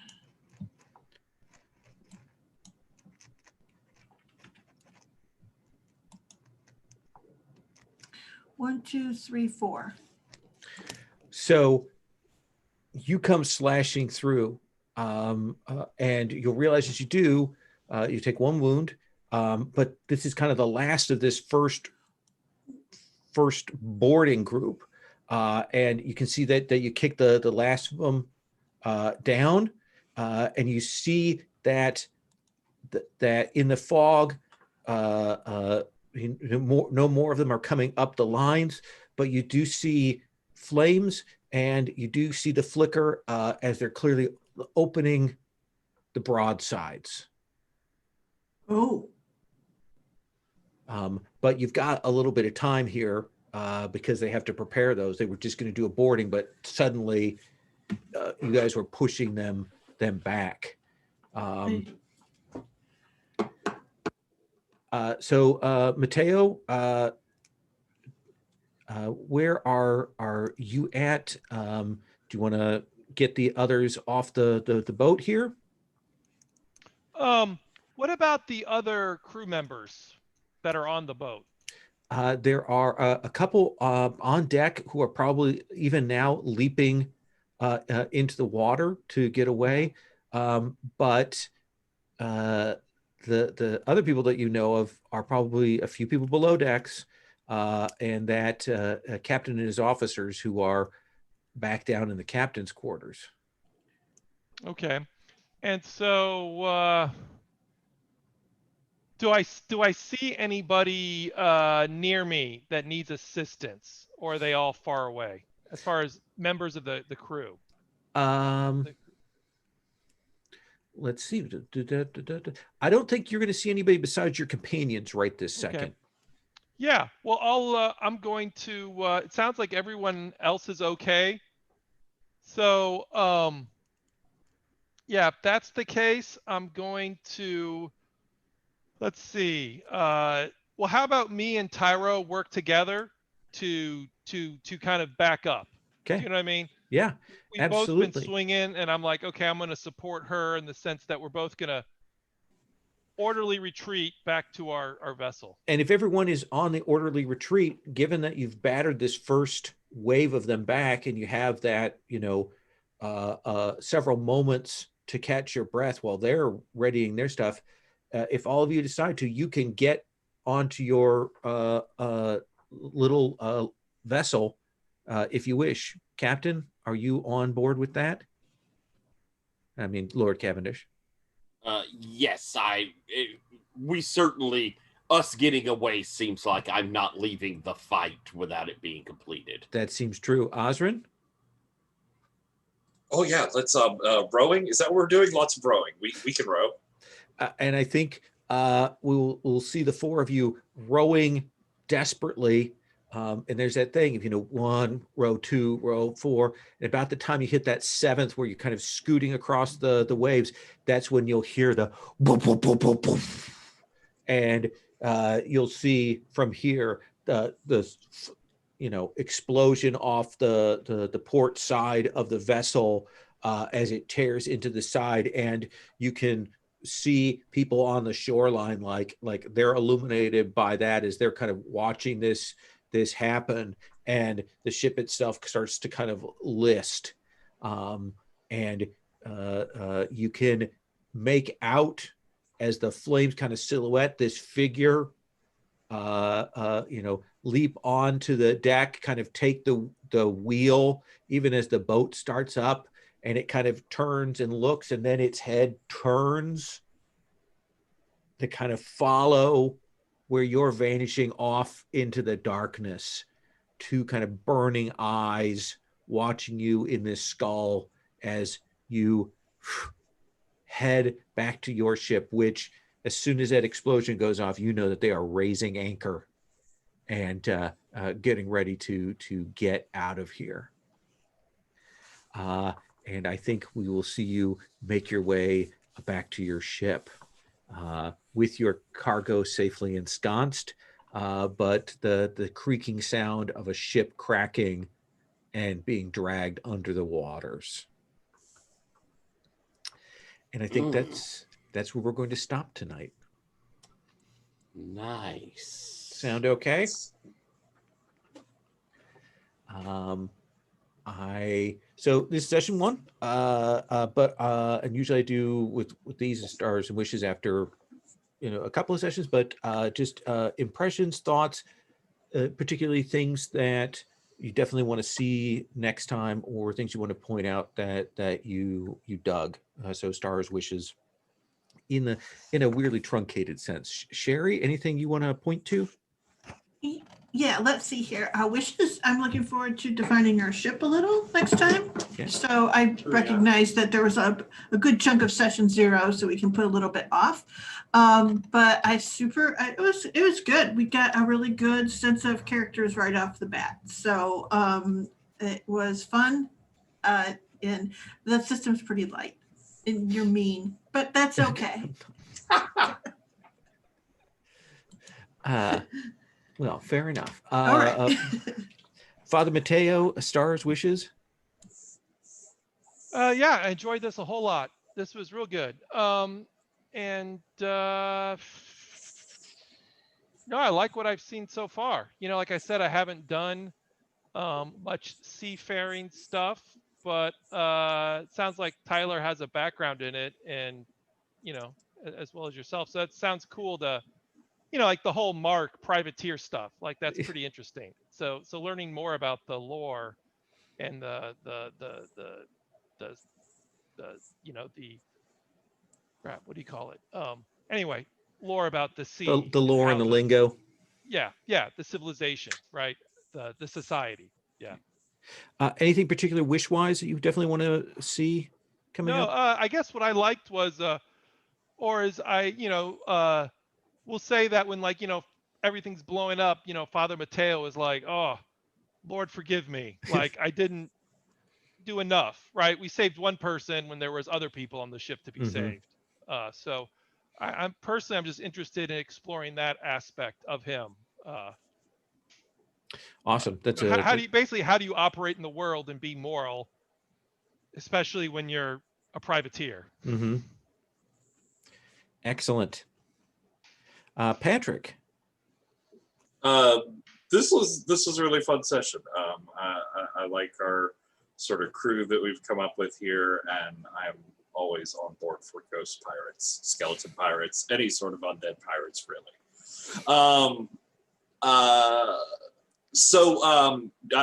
I sort of glanced through the whatever the deals magic document is. Yeah. Sandaris, that's it. And I haven't made like detailed picks, but I think I'm going to go with Storm and Sea as the 2 deals, just to make things easy and straightforward.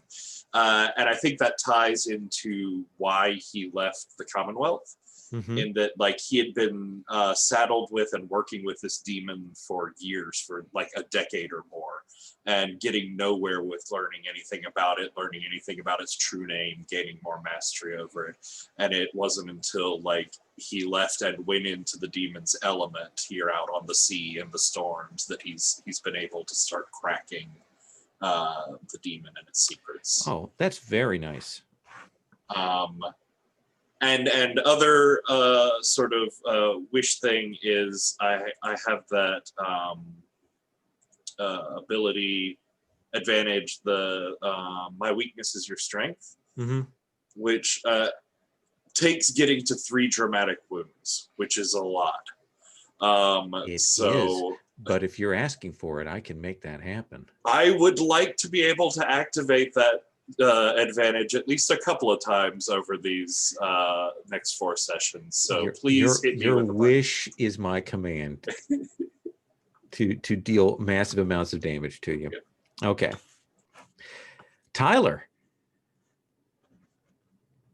Oh hell, this is awesome. This was really good. It was excellent playing with you, Greg. I love this character. Oh, excellent. Awesome. So much fun, and I love your energy, and I like how this character is being personified. It's really, really fun.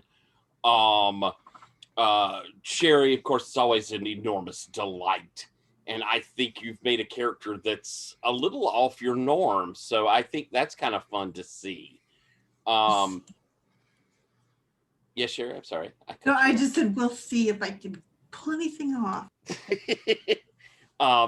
I can't wait to learn more about both of those. And Patrick, I am really fascinated by the magic you've chosen and that being a big part, and then seeing how it fits in with the crew.